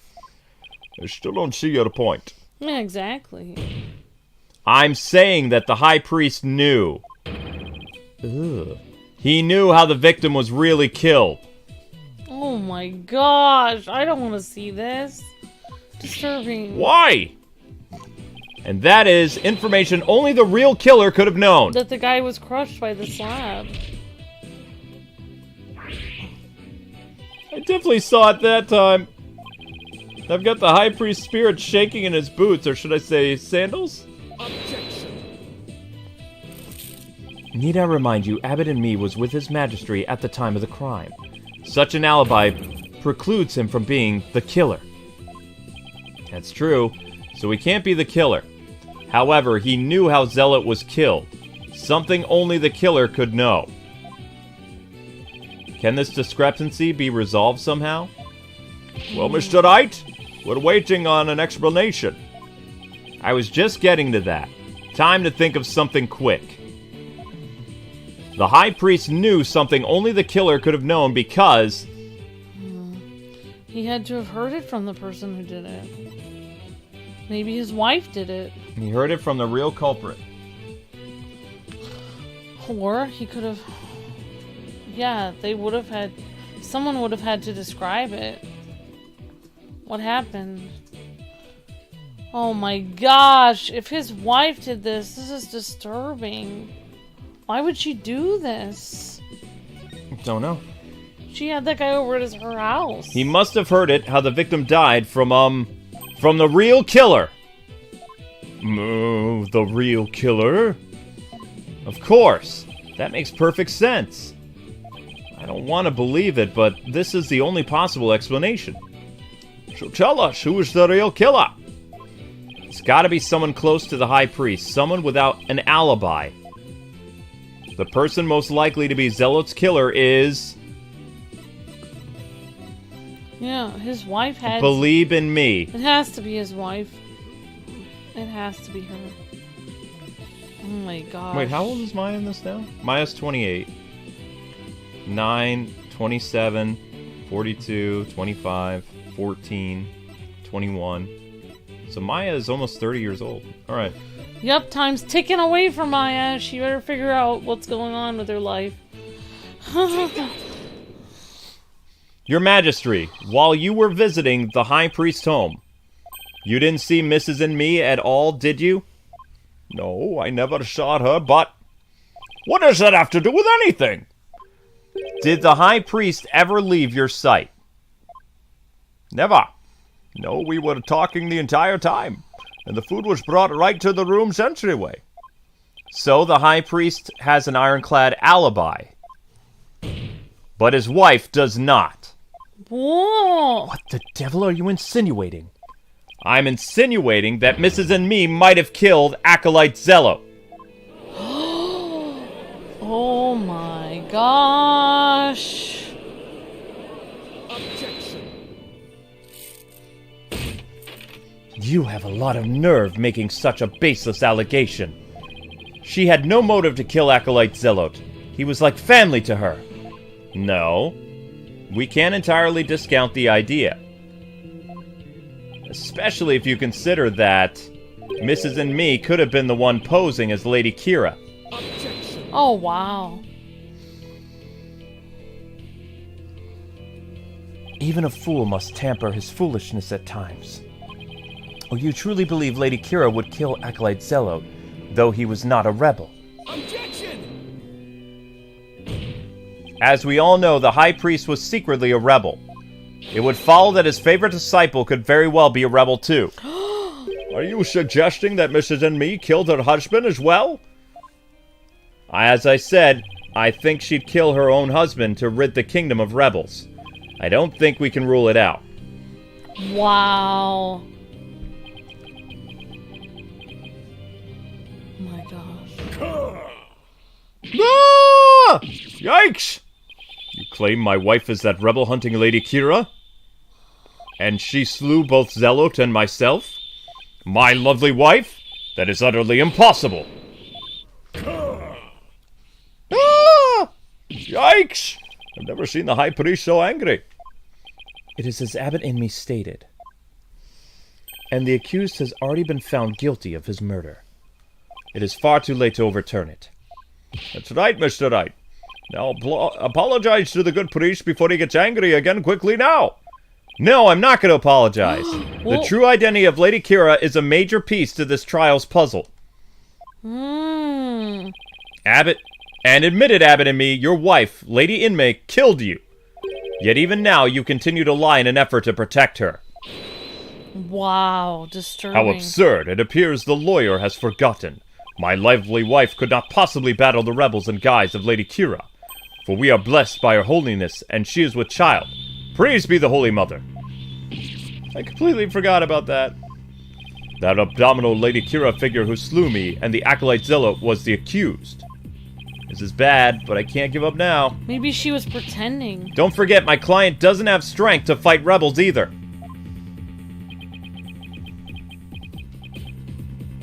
How could a weak young woman like her possibly... Yeah, exactly.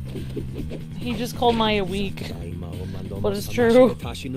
She's small and dainty and tiny.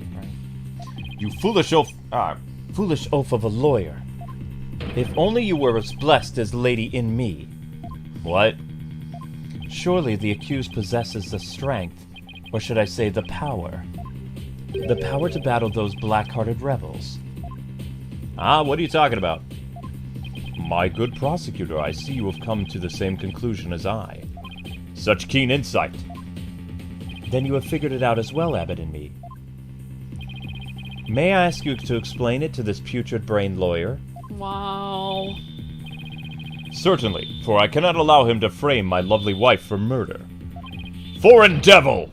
Your Majesty, allow me to testify as to how Maya Fey is that murderous Lady Keera. Wow. Well, it would be if you would, to purge your anger. By all means, please testify. Wow. He's gonna pin this on an innocent girl. You would think in the afterlife he would do the right thing and tell the truth. Like, at that point, there would be no reason to lie. Well, I guess to save his wife, but... My gosh. His wife killed him, though. Probably. Yeah, his wife probably murdered him. Maybe he can't even deal with that. Oh my gosh. Also, man, I really wish she would just channel him and her hair would morph to no hair. Because it looks so weird with the weird... It looks like he's wearing a really weird wig. Alright, Maya Fey is Lady Keera. Acolyte Fey channeled Lady Keera's spirit. She is a spirit medium who knows Lady Keera's true name, so she could have done it. What? So it was the real Lady Keera who returned to root out the rebels among us. She attacked and killed me with a strength far beyond any mortal woman. Oh, they're saying because Maya channeled spirit, she could have channeled the original Lady Keera. But... Do you understand now? Murder by spirit channeling explains everything. This is the only way the accused could have defeated one rebel after another. Indeed, I am living, or shall I say, dead proof of her terrible power. Yeah, right. Maya's ability to channel spirits? It's come back to haunt her. Now, is it not time to let go and move on, defense? Never! I'll never give up. Now what? Think. How can it prove that Maya couldn't have channeled Lady Keera? Well, what do you need to channel a spirit? You need their name, but you also need other things, I think. I thought they said we needed something else. I think she has to know what they... I think you have to know what the lady... I think they have to know what the person looks like to channel them. Like, you have to have a picture of them or something. And Lady Keera doesn't have any pictures of her face. They're all blank. She doesn't allow pictures of her face to be taken. Hold it! My client channeled Lady Keera? Isn't that a little far-fetched? Far-fetched, you say? Why, the very fact that I'm here proves she has the power to channel spirits.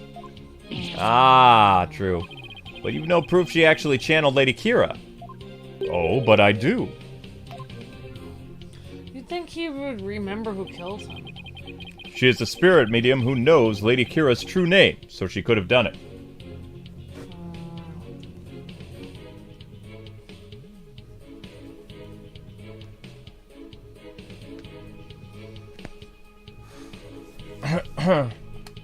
Hold it! While it's true she may be capable of channeling Lady Keera, I doubt there's any proof she actually did. We are talking about the infamous rebel hunter here. That modern-day Lady Keera has captured many rebel all by herself. And among them have been more than a few great warriors. Who but the rebel Lady Keera could have accomplished such a feat? It would seem to be difficult for a mere mortal. That leaves the real Lady Keera of legend as the only likely answer. Indeed. Is this not the proof enough that the Lady Keera of legend has been channeled? The real Lady Keera of legend. That's an oxymoron if I ever heard one. And again, the people of Khura'in believe legends to be true. The real real Lady Keera of legend, because legend is usually fictional. So the real person of fiction. Oxymoron. So it was the real Lady Keera who returned. Hold it! Lady Keera is an actual person? Do you really believe there ever was a woman that powerful? One capable of battling rebels much bigger and stronger than herself? There is no way to prove that. But to doubt the existence of Lady Keera is to doubt our religion itself. It is not for us to question, we must simply believe. Yeah, how dare you doubt our legends? You'll regret saying that, you Polkanan. Oh, You just got called a Polkanan. I won't get anywhere until I refute their claims with some evidence. Come on, Phoenix, you can do it! She attacked and killed me with a strength of far beyond any mortal woman. Maya's spirit channeling is proof that she's Lady Keera? This is not good. I'll have to prove that she didn't channel the original Lady Keera. Yeah, there must be something they needed. Okay, so... when he said something about how she could have done it, because she knows her name, I think we should present something on that. No, she knows her name, so she could have done it. I think we should present the thing with Lady Keera that shows her name. Let's see. What does the second page look like? See, there's her face, but you can't see her face. It's just her mask. She would need to know what her face looked like to channel it, I think, or something like that. I think. How would she be able to know? How would she be able to channel a person she can't even see? I don't think you can do that. Unless there's, do we have anything in the court record that tells us how we can channel spirits? Doesn't have anything. Let me see. I think it's the Tome of Secrets. Okay, yeah, if you think it's that, we should try it.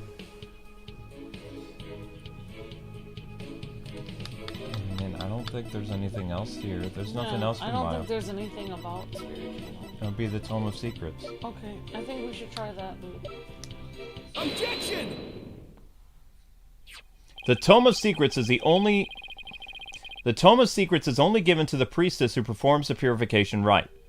Is this your proof that my client could have channeled Lady Keera? Indeed, for it contains the true name of Lady Keera, a secret only revealed within. Abbott and me. I'm afraid you're mistaken. This couldn't have been used to channel Lady Keera. What nonsense! Mr. Wright, would you care to explain? This is why my client couldn't have channeled Lady Keera. Because she can't see her face. The face is hidden. Take that! Lady Keira's face is hidden behind a mask in the Tome of Secrets. You need both a name and a face to channel a spirit. It can't be! Without a face, it would have been impossible for my client to channel Lady Keera. Why? Therefore, the claim that she became Lady Keera by means of spirit channeling is patently false. Gah. And with Lady Keera out of the equation, my client had no motive to commit murder. Whoa! But then, who is the rebel hunting Lady Keera we've been reading about in the papers? Yes, who is the other suspect, if indeed there is one at all? Let us hear the defense's blatant deduction. Think. The true identity of Lady Keera is key to solving both murders. I thought Miss May wasn't suspicious, but her pregnancy takes her out of the running. And Mr. R. Bell as a rebel doesn't make sense. That leaves us with... Mr. Wright, could you have... Mr. Wright, you have that look again. The one where you have to say something but can't figure out what it is. This is my chance to really turn up the heat. I'll just have to stir the pot till something floats to the top. Your Majesty, I know who's been posing as the rebel hunting Lady Keera. You do? Are you sure about that? Yes, completely. Probably. I sense that I may regret this, but please go on and explain. Thank you, Your Majesty. This is who has been posing as the This is who... I'm having problems speaking. This is who has been posing as the rebel hunting Lady Keera. No, give me a second. This is who's been posing as Lady Keera. The girl? Maybe... no. No, it can't be Rafa. Maybe the reason why... Well, let's see. We know the priest is a rebel, correct? And he killed the acolyte. So the acolyte must have been on the other side than him. If the priest is a rebel and he killed the acolyte, and the acolyte came 2 years ago, the same time Maya did, that they thought Maya was the Lady Keera, maybe he was Lady Keera. Then who killed the priest? I don't know. Somebody killed the priest in retaliation. I don't know who killed the priest, but I don't know. I'm thinking that guy was Lady Keera. Then somebody else had to have killed the priest. Maybe his wife killed him after she saw that he murdered an acolyte. Maybe she saw what he did, that he killed a young man, and she was so disturbed that she killed him. That she, put him down because she knew her husband was a rebel. I don't know.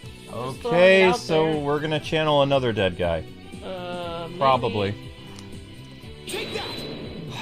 The true identity of the rebel hunting Lady Keera was... Wow. The true identity of the rebel hunting Keera was... Puhray Zeh! What's this? The high priest murder disciple was Lady Keera, you say? Whoa, I wonder if the priest reacts to this or not. Oh, he didn't react yet. Peace! I say peace! The defense will continue. Yes, your majesty. I whittled down the list of suspects until there was only one left. Objection! But a process of elimination is not the same as solid evidence. I assume you have evidence to back up your claim? Yes, of course. I will have some in a moment, that is, at least I hope so. Maya wasn't Lady Keera, and neither was Mrs. and me, or any other possibilities. That leaves Zello, and I have the evidence to prove it. The evidence that proves Acolyte Zello was posing as Lady Keera is this.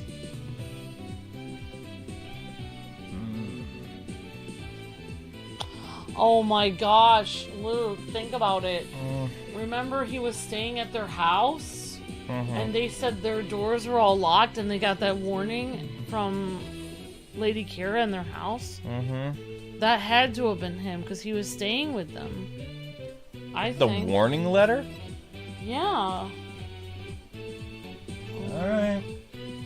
I think he was at their house. He must have put that next to their bed. I don't know, that's just what I think. This is what proves Acolyte Zello was Lady Keera. Lady Keera's warning letter. How absurd. What could that possibly prove? Prosecutor Sadie? You stated that this warning letter proved that my client was Lady Keera. And the reason you gave was that the High Priest's house was locked tight. But there was another member of the family who lived there. Ah. Therefore, Acolyte Zello could have delivered the warning anytime he wanted. Whoa. What is he talking about? That's just not possible. Uh-oh, the priest is getting upset. Are you saying Lady Keera was not the culprit, but rather the Victim? That's exactly what I'm saying. But that would overturn the entire premise of this case. This trial's been proceeded on the assumption that Lady Keera was behind the serial killings. But if Lady Keera is the one of the victims, who was the killer and what was their motive? The only suspect left is Miss and me. And there's only one possible motive. What if Mrs. and me is a rebel? What? Fiend, you still bent on casting suspicion upon my lovely wife!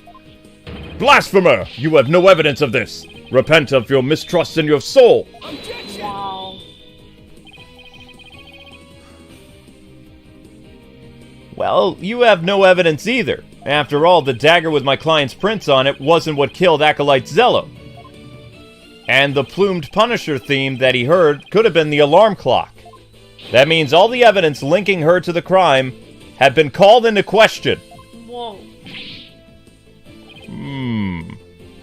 Was Lady and me a rebel, and did she pose as Lady Keera to kill Acolyte Zello? Or was Acolyte Zello the rebel and was accused that Lady Keera who killed him? I would say either scenario is just as likely. What are we to do now? The alarm clock, you say? Do you mean the one in the rebel hideout? Yeah, but what of it? Ha ha ha ha ha. So that's it. What's gotten into him? I don't know. Ha ha ha ha ha ha ha ha ha. Abbott and me. What is that? What's so comical?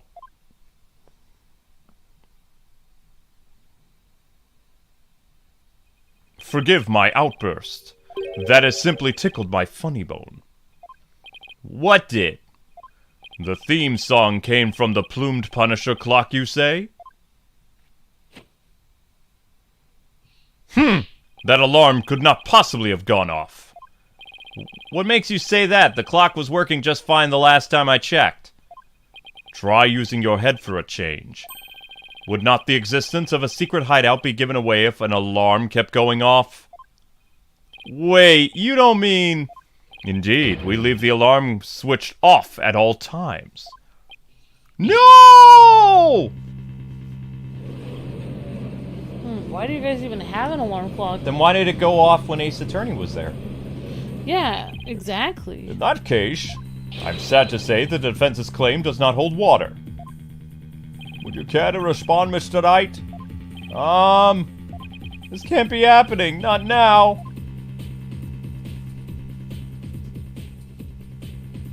This should put an end to the lawyer's futile struggles. The theme song the victim heard was from the accused... The theme song that the victim heard was from the accused strap, just as we suspected. Therefore, the accused is a rebel-hunting Lady Keera and the victim's killer.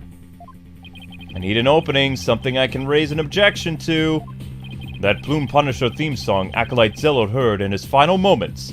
I too heard it, by the way, of the listening device. But did you really? If you had heard it, why didn't you testify to the fact before? Is it not obvious? I did not know such a tune could become a key matter of dispute. Yes, the matter of the theme song came up before Abbott and me was channeled. Alright, well then, what if he's lying about the clock's alarm being switched off? Yeah, exactly. Miserable wretch. What? That would be a pointless lie, one easily disproven. If you check the clock, you'll see that the alarm is in fact switched off. Come to think of it...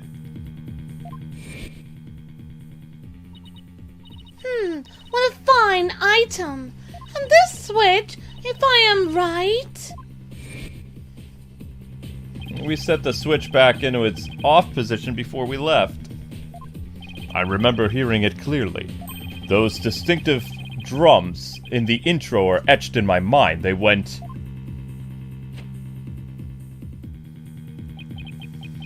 Dun-dun-dun-dun-dun-dun! Distinctive drums in the intro? This trial's gone on far too long. Shall we move ahead to the verdict phase now, please? By all means, and let us also return Abbott and me's spirit to the Twilight Realm. Before I go, let me say a word to my darling wife. Objection!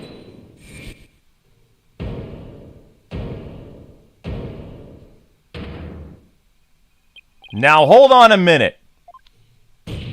Your Majesty. Yes?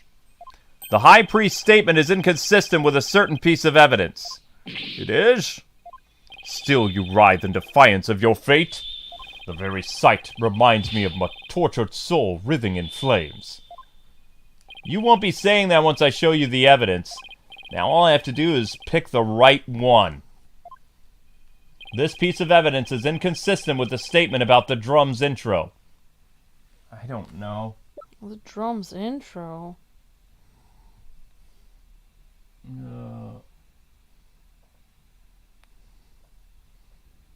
Okay. I am not doing well still. Sorry, Luke. I'm still fighting off a fever, so I'm doing the best I can.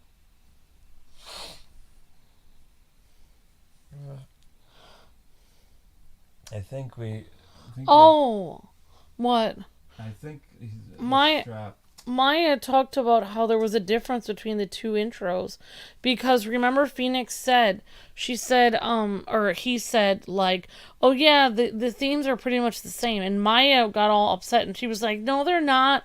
She said, there's this one part of the intro that's like this, and the other theme song doesn't have that. Like, she was like trying to defend the Plumed Punisher, saying it wasn't the same as the Steel Samurai. Oh, they... well, yeah, because remember Maya said that it had different drums, I think. Let's see. Yeah, I'm not doing well. I'm switching streams. Okay. I'm gonna move Princess Peach till later, because it's... You can always move it till tomorrow. No. Alright. So the stream that'll redirect Yeah. to Final Fantasy. Okay. Yeah, Luke, I think you're right. I think we should present that Plumed Punisher strap as evidence, because that shows exactly what the intro is supposed to sound like. Yeah. Thank you for the super chat, whoever that was. I really appreciate that. I can't really see it at the moment. I'll try to... Okay. Let's see if I can look at it. Alright, Charles Demers. This channel will always be awesome. Thank you, Charles. This is what's inconsistent with the statement. My client's Plumed Punisher strap. What does that have to do with anything? It plays the Plumed Punisher theme song. And here it is. The theme to the Plumed Punisher, Warrior of Neo Twilight.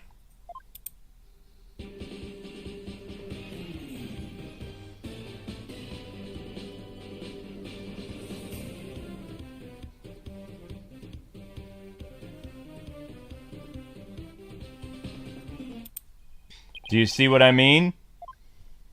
The music the victim heard in his final moments might not have been the Plumed Punisher theme song. I'm afraid I'm not following you. What was it if not the Plumed Punisher theme? In his final moments, Acolyte Zealot heard the Steel Samurai theme song. Oh my gosh. There are no drums in the intro of the Plumed Punisher theme. So what the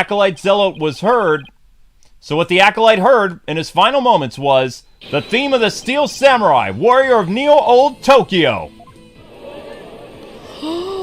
Oh my gosh. Peace, I say, Mr. Wright. What is the Steel Samurai of which you speak? The Steel Samurai, Warrior of Neo Old Tokyo is an action show from where I come from. The Plumed Punisher theme is it's very similar. If you didn't know about the Steel Samurai, you could easily mistake the two. But the fact that Acolyte Zealot heard music from an American action show is irrefutable evidence that the accused was in the secret hideout. No. No, it's not. Actually, no. You have it backwards. Backwards? That's right. Miss Faye met an avid Plumed Punisher fan here in this country, and as a token of their friendship, she traded a certain Steel Samurai item she had for the Plumed Punisher strap. And this avid Plumed Punisher fan was the one who killed Acolyte Zealot? Yes. And that avid fan is none other than the High Priest's wife. Believe in me. Wow. Do you have evidence to back up this claim, Mr. Wright? For as forgiving as the Holy Mother is, I doubt she would tolerate yet another dose of your baseless slander. I suggest you prepare yourself to face Her Holiness' wrath. Oh, I'm prepared to turn this entire case upside down, that is. This is my last chance. I better take a deep breath and review the evidence. Very well, then. Please present your evidence, if you would, please. The evidence that proves Mrs. and me was the one who killed Acolyte Zealot is... She's wearing the watch in this photo. Okay. It's right here, in this family photo.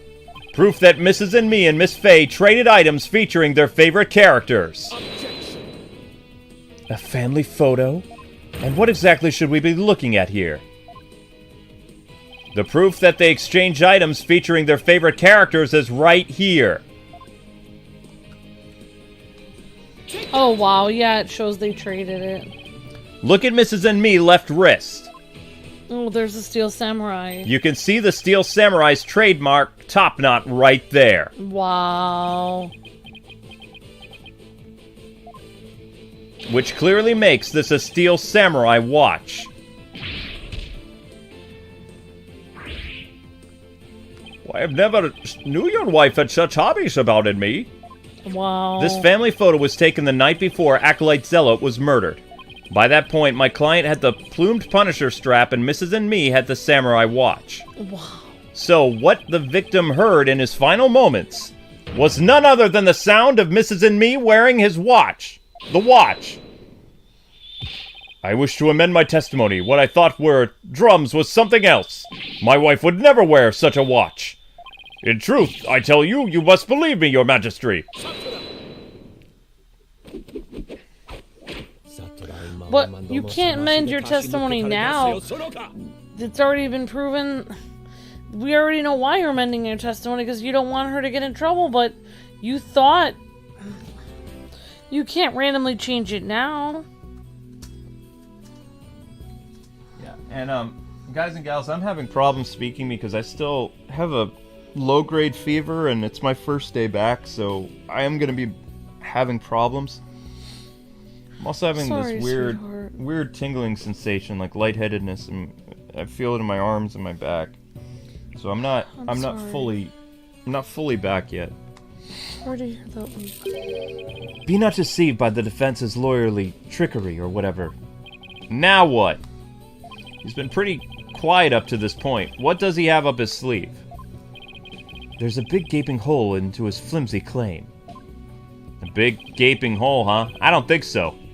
Oh no, I'm afraid it's there all right.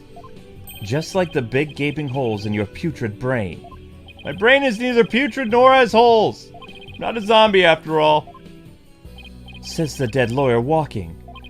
He who has narrow vision focuses on what is before him, never seeing the big picture. Or as they say in your country, you cannot see the forest for the trees. For it is as you said, and Lady in me a rebel slew Acolyte Zealot, a rebel hunting Lady Keera. Then the rebel hunter would have been dead before the high priest was slain. That means the high priest could not have been slain by rebel hunting Lady Keera. How could I have missed that?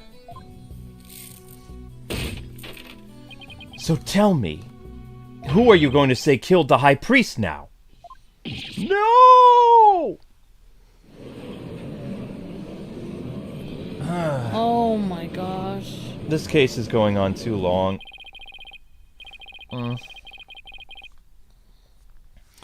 Do you finally understand the sheer size of the holes that riddle your putrid brain? I'm in hot water now. I don't have any other suspects in the high priest's murder. I mean, his wife? I don't understand why his wife couldn't have done it. You're mindless zombie. You should have begun your journey into the Twilight Realm long ago. Now let it go and move on!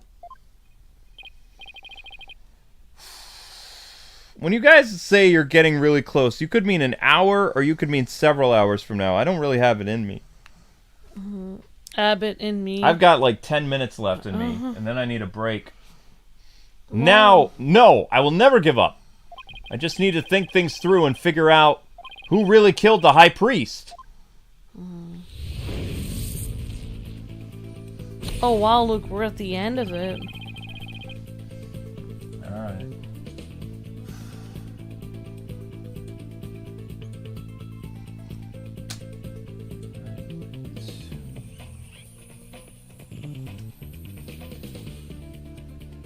Wrap up. Okay, here we go. If Acolyte Zealot had been Lady Keera, he couldn't have killed the High Priest. So the question is, who did? Maybe I can get to the bottom of this by reviewing the events of this case in order. What evidence could tell me something about the crime scene before the murder? I don't know. Well, it was Maya's testimony that told you that it was already red, right? Alright, Maya's testimony. It said that the blood was already there. Okay, let's not deliberate too much. The spring was stained red before the rite. Maya said the spring had been stained red before the rite even began. The spring was already red before the High Priest murder because Zealot's blood. Yeah, the young man's blood. The spring was stained red by the Zealot's blood. That's right. Zealot had been killed in the rebel hideout the day before the rite, and his blood had flowed into the spring. Wait a second. The High Priest knew that Zealot had been killed in the hideout, so why didn't he report it to the authorities? If Maya had been the killer, he could have easily had her arrested on the spot. Why didn't the High Priest inform the authorities right then? Maybe he didn't want the police, because he was a rebel, maybe he didn't want the police to know about their... Maybe he was trying to keep their hideout hidden to keep the other rebels safe. Keep the hideout hidden, okay.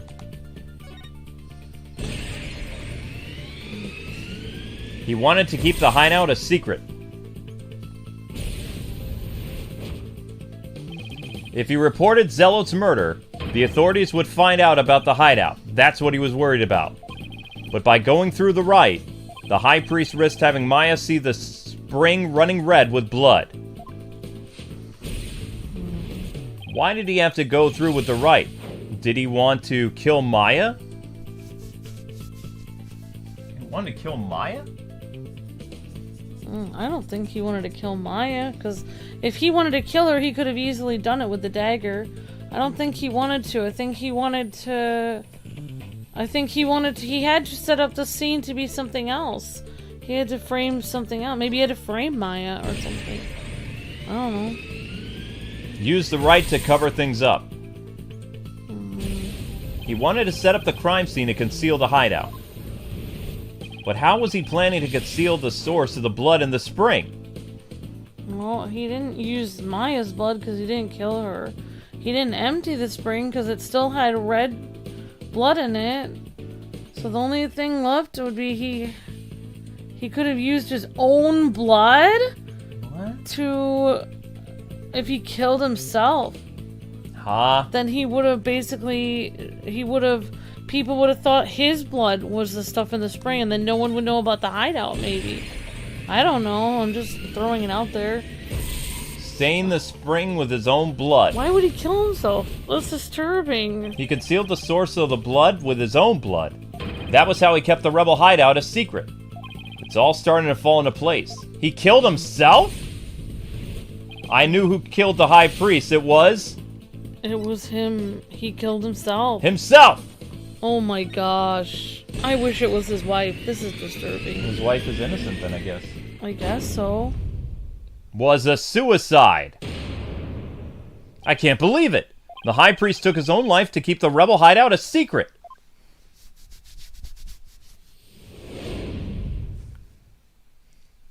The High Priest wasn't murdered by anyone. He took his own life to keep the rebel hideout a secret. What? What's this? Wow, that's disturbing. Wow. Ugh. Well, now he used his life for nothing. The High Priest committed suicide? I have never heard anything more absurd. Objection. The lawyer has placed a stain on the good priest's death with his putrid brain. Its putrid gaping holes are as large as the hole in his logic. What hole? You still fail to understand. You truly cannot see the forest for the trees. You claim the High Priest took his own life. But have you considered who brought the dagger to the Plaza of Devotion? After the High Priest was killed, the dagger was thrust into Acolyte Zealot's body.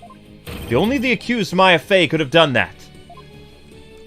It's as Prosecutor Sadie says. Your claim is rather, porous in its logic, and your evidence is too weak. You cannot prove that the High Priest took his own life to conceal the rebel hideout. They're right. The dagger was impaled in Zealot's body, but his body had been placed at the plaza the previous day. Well, Mr. Wright, could you care to respond? Zealot's body was already in the plaza the day before the rite. But what if the dagger was also already in him at the time? The dagger was never at the inner sanctum.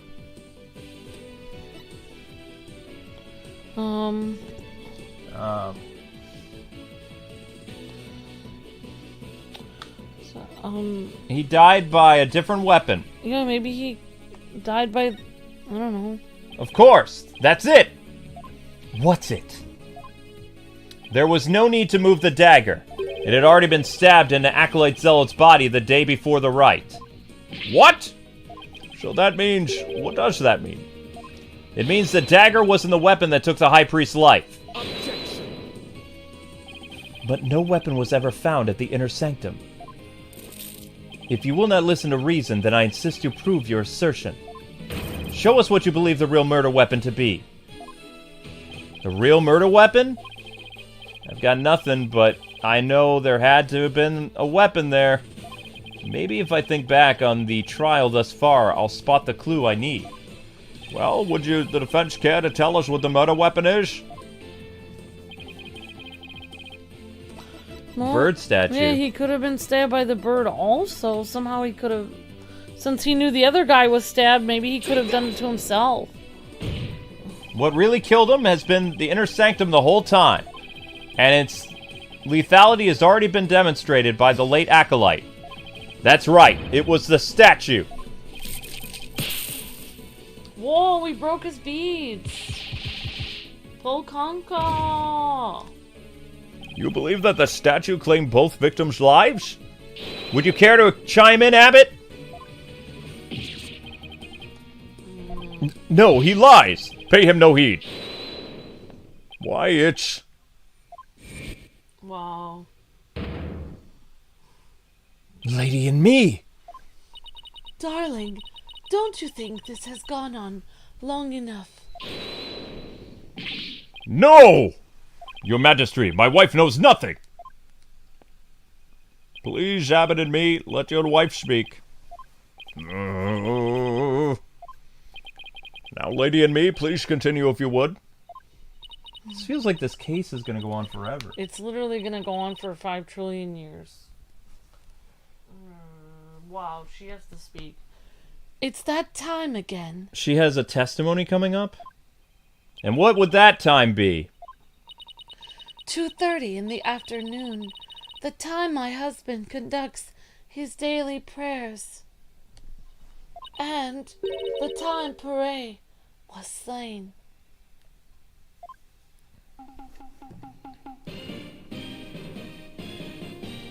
Whoa,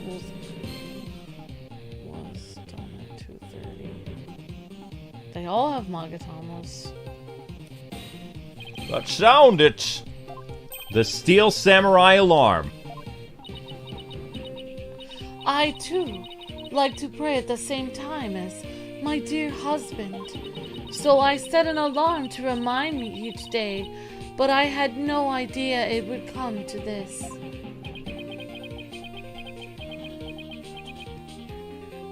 No, stop! She knows not what she speaks. Your Majesty, I am the one who slew Acolyte Zealot. The wife did it. And the priest killed himself to cover up her murder. Okay. This is getting to be like a soap opera. Yeah.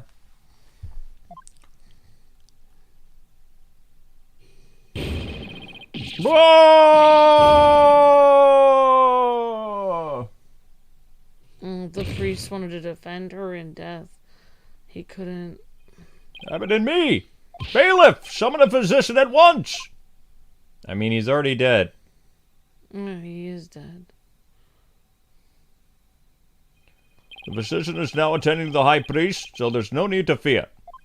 Now let us continue. What about the half of him called Maya that's still among the living? Mrs. and me, will you tell us everything you know? The truth is, I am a rebel, just like my husband. This tragedy unfolded before the rite during the Feast of Blessings. I had gone to the rebel hideout to prepare it for Datz's escape. And that's when Acolyte Zealot suddenly appeared. Yes. Puhray was shocked when he saw me there. Acolyte Zealot did not know you were a rebel? I do not believe he did. I believe he was there simply to investigate the hideout. And then he suddenly came face to face with Mrs. and me. So the true identity of the rebel hunting Lady Keera was Puhray Zeh? Yes. He was a member of the secret police, serving directly under the Minister of Justice. The secret police? And this is what he said to me. I can kill rebels with impunity. The Justice Minister has my back. He was using his position within the secret police to deal us rebels a heavy blow. But murder sanctioned by the Crown is still murder. Even without the DC Act, Dirk and his insurgent scum buddies' days are numbered. What's that supposed to mean? Let's just say I got a little trick up my sleeve, so I'd watch it if I were you, because you got a defiant attitude like one of them dragon dupes. The trick up Minister's sleeve was Lady Keera. No! This can't be! My father would never! This must be a bolt out of the blue for Rafa. This explains why Acolyte Zealot abandoned his real name. Yes. He even went as far as covering up the tattoo that all Quranist clergy members receive. Lady Keera was a member of the secret police? That explains why no order was given to investigate her attacks. I guess I'm not alone in hearing this for the first time. But, this cannot be! Is it true? The Justice Minister is sanctioning state-sponsored murder? License to kill. Peace. Now, lady and me, please continue. Puhray suddenly lunged at me. That's when I pushed the stone slab toward him with all my might. But I never meant for what happened next to occur.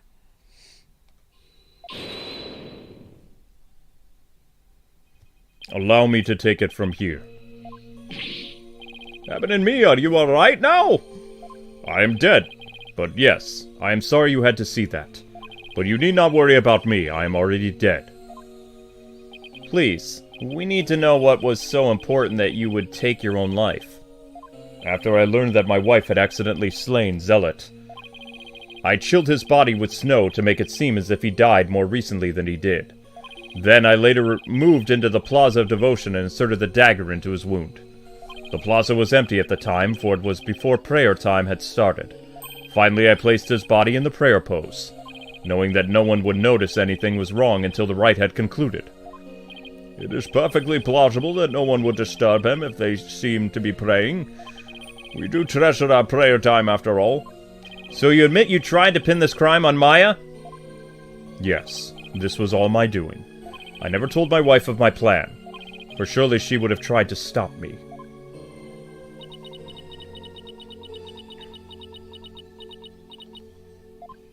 How did you get Mrs. Faye's fingerprints on the dagger?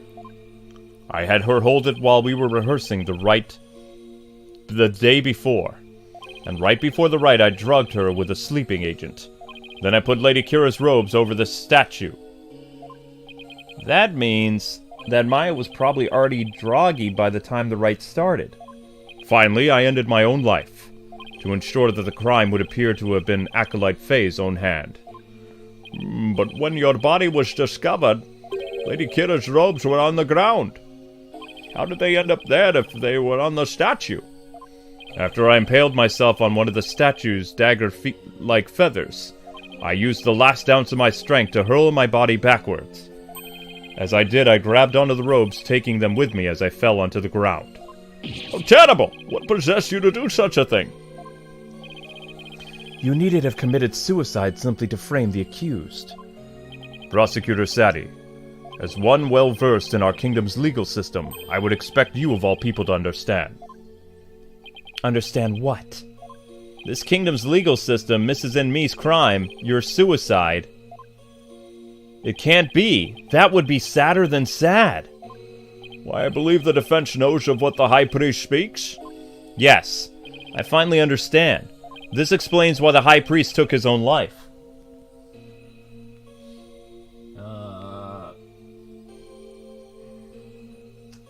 Now I'm lost.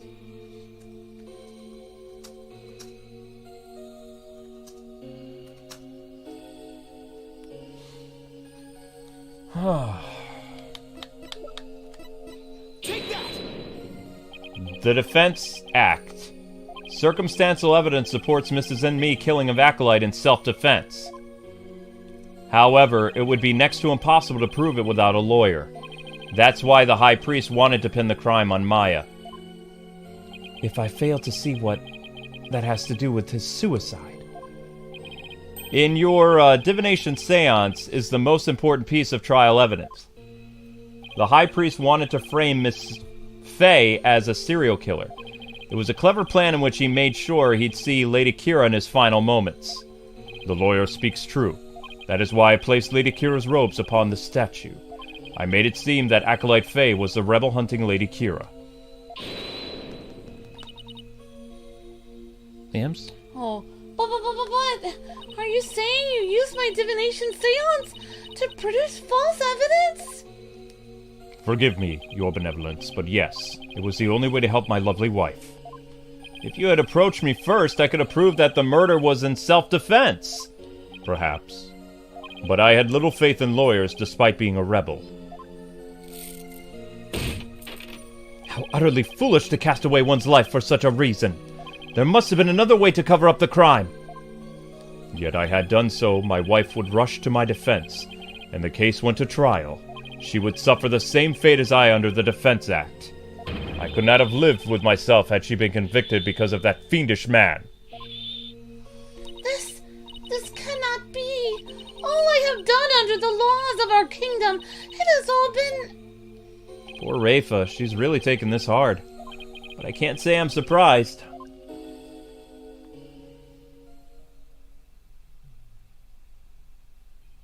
Mr. Phoenix Wright, it is time to show the might of your legal prowess.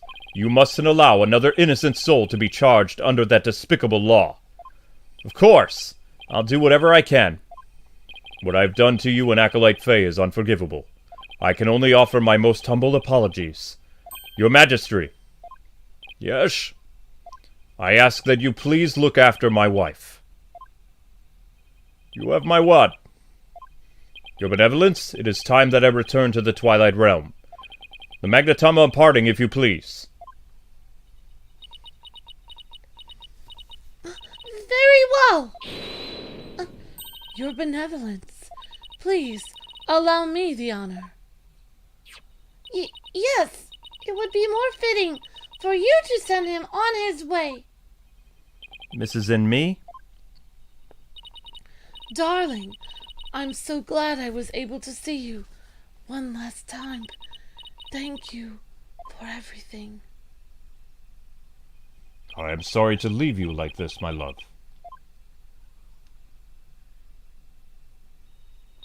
But now, you can watch over me from the world beyond.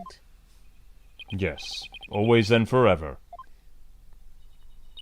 And with every breath I take, my darling, I will be thinking of you. Yeah, but isn't she going to be executed as a rebel now? Maybe not. They're gonna try to change the law because it was self-defense. The guy tried to kill her. She's still a rebel, though.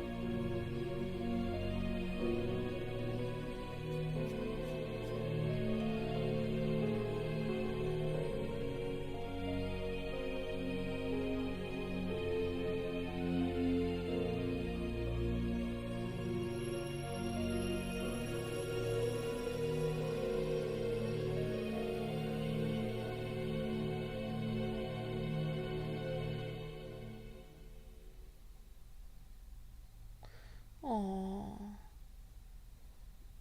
At least his wife didn't kill him. She misses him. Farewell, my darling trust. But what about the baby? This trial's still going on. Maya's back. The High Priest has returned to the Twilight Realm. Maya! I feel great. I guess that means he didn't leave any regrets behind. Oh, but what about the trial, Nick? It's over, I think. It was a sad reality born of love and a great tragedy born of Defense Act. Well, I see no need to continue this trial. Does the prosecution have anything to say? Mr. Phoenix Wright, I owe a debt to you, one that I will repay back in court someday. Now to deliver today's verdict and overturn that of yesterday's trial. With respect to all current and previous charges against them, I hereby declare the accused Maya Fey and the defense Phoenix Wright not guilty! And there's the butterflies.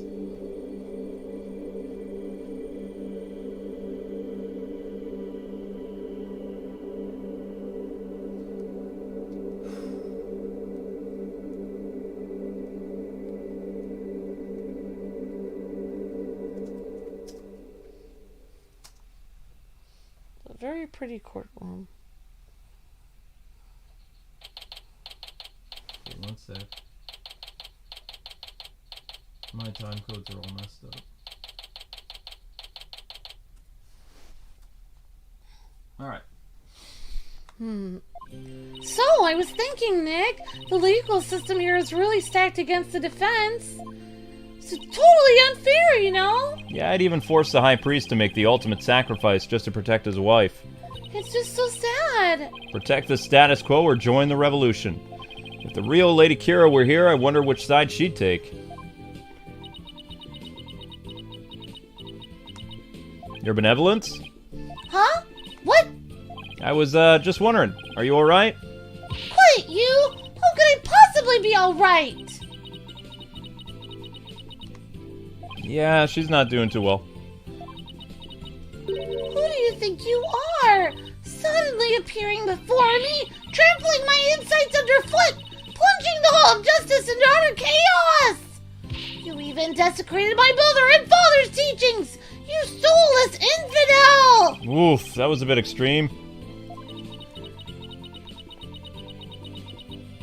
What am I to do? I always believed that communicating with a victim's mitama would lead me to the absolute truth. But each time you overturned my insights, it was revealed that they served to support false charges rather than the truth. I am left now with that heavy truth in me. Sorry about that, Rafa. Perhaps I am not worthy of hearing the voices of the mitama. That's where you're wrong, your benevolence. What? Maya? How dare you! Your role is to bring the voices of the mitama into our world. If you don't do it, who will? You know nothing, Maya Fey! If it was spirit channeling, not a divination seance that brought the truth to light. How dare an outsider like you employ the Queen's special art? What can I do? My spiritual power does not even approach yours.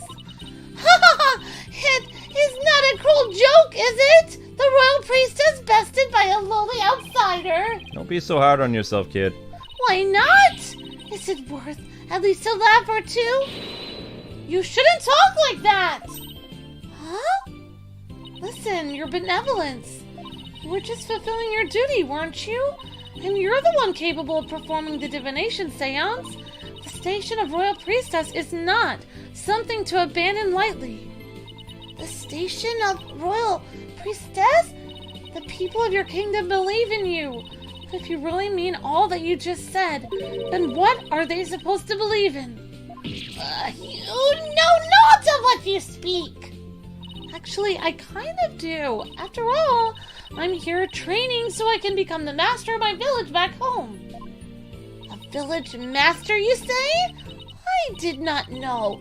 It seems I owe you an apology. For even today I called you a neophyte. It is all right, your benevolence. Thank you for finally acknowledging me, though. A future queen and a future village master. I guess it shouldn't be a surprise, considering that they may have had a common ancestor. Maya's right, your benevolence. Poor Ted! Your insights were a crucial piece of evidence in this last trial. It doesn't matter if it weren't always on 100% accurate. Link, you okay? You should be proud of what you did. You played an important role in assuring that justice was served today. And besides, your insights aren't the problem here. It's your kingdom's legal system. Without lawyers, your insights have come to be accepted as sole truth.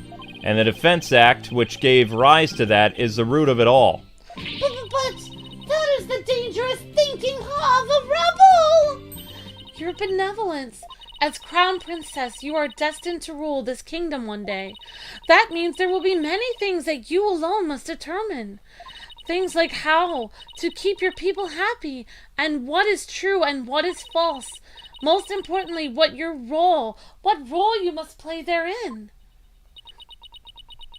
I wonder if I am even up to this task. Knowing you, your benevolence, you are more than capable. I never heard Maya talk like this before. She's really come a long way. Oh my god. What was that? It came from the hallway. Smoke, we better go check it out. Hurry. Mrs. and me? Mr. Wright, Acolyte Faye, I am sorry for what has transpired. You were almost sentenced to death because of me.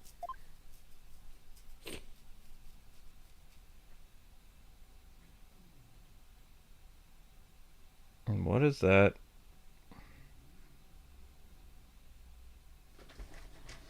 I will make amends by picking up where my husband left off. I will see the revolution through, so nothing like this will ever happen again. For that is the depth of my love for my dearly departed husband. Lady and me! We gotta hurry!